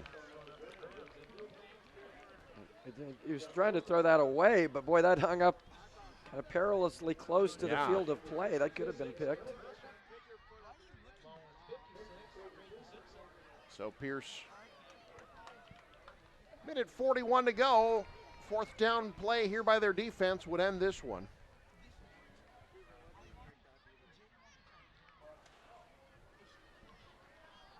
So 4th and 5. Jorgensen and Rodriguez split to the left. Rodriguez in the slot. And a stoppage. We're going to get a timeout by Wayne. We'll keep it here. 1:41 to go. As Pierce trying to wrap this one up. Want to go back to our game a week from tonight. We got Stanton at Laurel Concord Coleridge. That Stanton offense, they win the state championship last year, and they bring just about everybody back, including an offensive line that is going to go down in history as among the greatest offensive lines in the history of 8-man football, including a young man who's going to be playing football at Texas Tech, Ren Brown. This team is enormous. They are talented. They are fast. Now, Laurel Concord Coleridge has been improving. They've been playing some better football of late. Their win-loss record doesn't quite show it. They'll be hosting Stanton next week. And, of course, Coach Gatula, you and I have talked to him quite a bit over the years. We know he'll have his team ready. But that Stanton team, if you have not seen them, when they are humming, that is a thing to behold, that offense. That offense should be called the Gorillas because they're big, they're mean, they're nasty. But, you're right, LCC is playing better, but that's just such a tough assignment against Stanton. We'll see it next week here on NCN. All right, 4th down out of the timeout. Keller on the rollout. Fires deep, late, right side. Rodriguez can't catch up to it. And Pierce gets the stop. And they're 1:34 from win number 3 on the season. A lot to work on, but I think overall a really good win for Pierce tonight. Yeah, I think they played Pierce football. They ran the ball very well. I think overall defensively they had a nice ball game. It was a difficult assignment against this Wayne offense, but late into the ball game, they had only given up 7 points, give up a couple late touchdowns, but certainly a much-needed win going into a very important game against Lakeview next week. Big game in Class A tonight. We might not want to just hand that trophy to Millard South just yet. Wait for this score as we get this first down play. Good solid run. Connor Jones with a first down. The impressive freshman out to the 45-yard line. Omaha West Side tonight defeats Elkhorn South 45-3. Wow. That's number 2 beating number 3 by 42 points. Well, so I don't know that we can necessarily hand it to Millard South just yet. You can never sleep on West Side. That's a good football program. That's still Paul Lamongi running that program. There's Jones near side again. Oh, bowling over defenders. Freshman with an early highlight reel run, getting into Wayne territory. And again, Coach Sucksdorf talked to me this week about how impressive this young man has been. And I think Connor Jones is a name to watch and file away if you're a fan of football in Northeast Nebraska. Definitely a name to remember if you're following Class C1 football and you're a fan of the Pierce Blue Jays. Jones in motion. They give it instead to the fullback. He's got a first down. Gain of about 5 there. For DeBoer, I give him 6. So first down. What an impressive night tonight for Pierce. Offensively, well over 300 yards on the ground tonight. And again, that just feels like old school Pierce football. This is the style of football they were playing when they were winning state titles. New quarterback in the game for Pierce, by the way. That's Tyler Schultz. In victory formation. Takes the knee, and that'll do it. How about those Pierce Blue Jays? They're not dead yet. They've got some work to do. But they've righted the ship at least tonight in a big way. Your final, 41-21. Pierce gets the win over Wayne. Post-game show coming up on NCN. Nebraska, it's time to celebrate our community heroes. Do you know a local hero who dedicates their time to make your community better? Someone who leads with a vision for a brighter tomorrow and inspires others to join? Nominate them today for the Community Hero Program, thanks to Medica. Each month, one Nebraska hero will be chosen and will get to choose a nonprofit to receive a $1,000 donation. Let's honor those who make our community shine. Community Hero, celebrating the heart of Nebraska.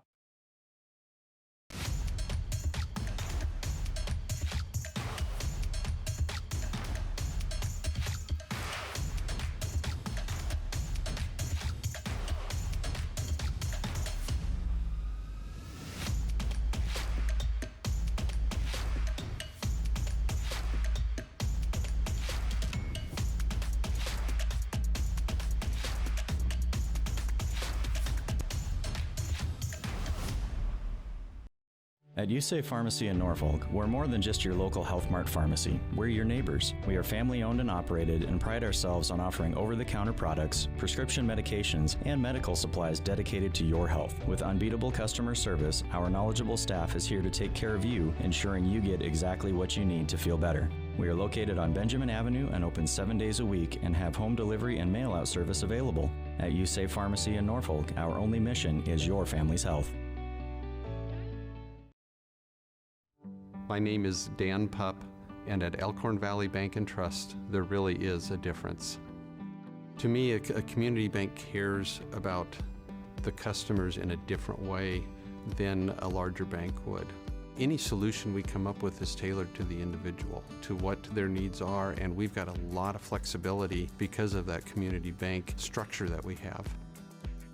Elkhorn Valley Bank, great for you, great for your community. At Woodhouse Ford, we make car buying simple. Whether you're looking for a spacious SUV or a powerful truck, let our friendly and knowledgeable staff help you into your next vehicle. Take advantage of current offers going on now. Shop online or in-store at one of our 3 convenient locations in Blair, Omaha, and Plattsmouth. Shop with confidence at Woodhouse Ford. At Faith Regional Physician Services Family Medicine, our definition of care is showing devotion to and concern towards the health of you and your family.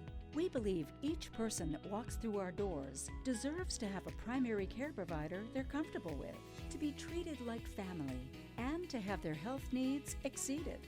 Our 20 family medicine providers, located in 10 communities throughout Northeast Nebraska, offer comprehensive health care for all ages. Whether you need a yearly checkup, chronic care management, or you're under the weather, count on us for primary health care you can trust. And if you or your family require a higher level of care, our primary care providers connect you to the area's largest multi-specialty physician group, ensuring a seamless healthcare experience. Choose Faith Regional Physician Services Family Medicine, where we don't just care for you, we care about you. Does your business need quick, competitive financing for heavy machinery, trucks, or other equipment? Currency is here to help.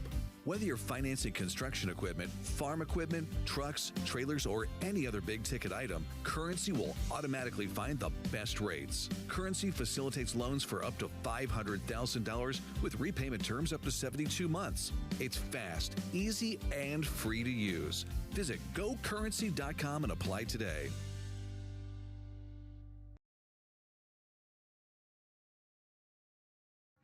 Darling, I believe everything's gonna be alright. No need to worry, cause you got somebody on your side. We all need a fam, we all need a crew. When you're in a jam, don't know what to do, just reach out your hand and we'll see you through.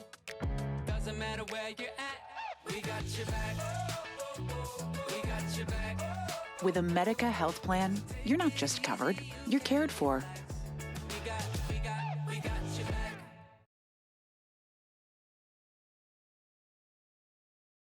NCN Sports is brought to you by Stanton County and Elkhorn Rural Public Power Districts, your energy supplier, Pierce Dental Office, proudly supporting Pierce High School and their student athletes one smile at a time, and Tom's Service in Pierce. Get fueled up for the Blue Jays at Tom's on Main Street.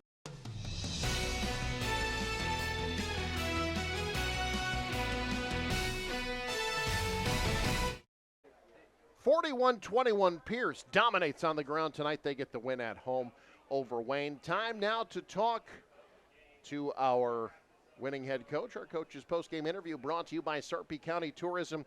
Stay, play, and plan your getaway at GoSarpy.com. First, though, we're going to talk to our player of the game, Turner Wolf. He's standing by with Lou Siefker. Lou? Well, the Pierce Blue Jays, they get a big victory. They break a 4-game losing streak, and they get a win here tonight, 41-21 over the Wayne Blue Devils. I'm joined now by Turner Wolf, our player of the game. And Turner, over 150 yards rushing tonight, a couple of touchdowns. Did you feel like you were going to have that sort of a game here when you started this one? Yeah, I felt it with the energy of the team. I knew we needed this to get right back on track.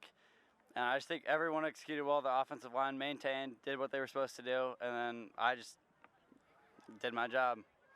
You got a lot of guys that carried the ball tonight. Is that good for you to kind of take some of the pressure off of you, or would you like a few more carries here and there? I think it's good to have depth. When I'm tired, I know we have someone to count on to go in, and he'll do his job.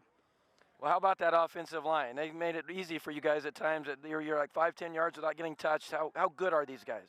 They're good. They put a lot of effort into practice, and they work hard all day and all night. They study their plays. They know their stuff, and they're a great group of guys. Well, you're playing a rival in Wayne tonight. Did things get a little chippy? I noticed there was a few words exchanged, some penalties thrown. How good is it, I guess, to not only to break that losing streak, but to do it against a rival like Wayne? Yeah, things did get a little chippy, but we tried to stay on the receiving side and not do anything back because we don't want to get caught or do anything wrong. And then, what was the second part of the question? I don't remember. We'll move on. Let's talk about now you've got Lakeview next week. That's a very difficult assignment. If you can win that game, then you got Schuyler to end the season. Are you guys thinking playoffs, or are you just kind of thinking next game up? We're just thinking next game up, play week by week. We think we can beat Lakeview. They're all right, but they're beatable. We can do it. If we work hard, we have another good week of practice and do our job. Well, Turner, what a fantastic game tonight. Congratulations on the victory and being our player of the game. Thank you. Absolutely. That's Turner Wolf, our player of the game. Let's get Coach Sextorf to step on in here. And Coach, I want to ask you to sing a duet with me because I can barely talk. But Coach, let's talk a little bit about how your team played defensively. You guys gave up some yards. They were able to drive into your territory, but you didn't give up very many points there until that fourth quarter. What'd you like about that defensive effort tonight? Well, like I said, pregame, our defense has been playing very well all year. So I knew we're gonna have a good shot. And they're tough to prepare for. They threw some things that we didn't adjust very well to as a defense. So you got to give them props. It's a good football team too. They got some good athletes, and they're trying out here to win too. So overall, though, our defense did a good enough job to give us the ball back and give us time to put some drives together. Well, I think when you think about Pierce football, you think about good running games. Well, tonight I believe it was 430 yards rushing. Did you see a matchup that you liked? I know their off defensive line's a little bit smaller. Did you feel like you could get what you wanted on the ground tonight? Yeah, I liked how our offensive line has been playing. They've been gradually getting better each game, and our running backs are gradually getting better. I said we lost 3 close games with one score, and I knew we've been close, and we needed this spark tonight offensively to get us going and get us some confidence. Well, you guys have, you especially seem to be known for some trick plays there. You had that fake punt there at fourth down in your own territory. What did you see in that play, and was that something that you were planning on running tonight, or was it just something you saw?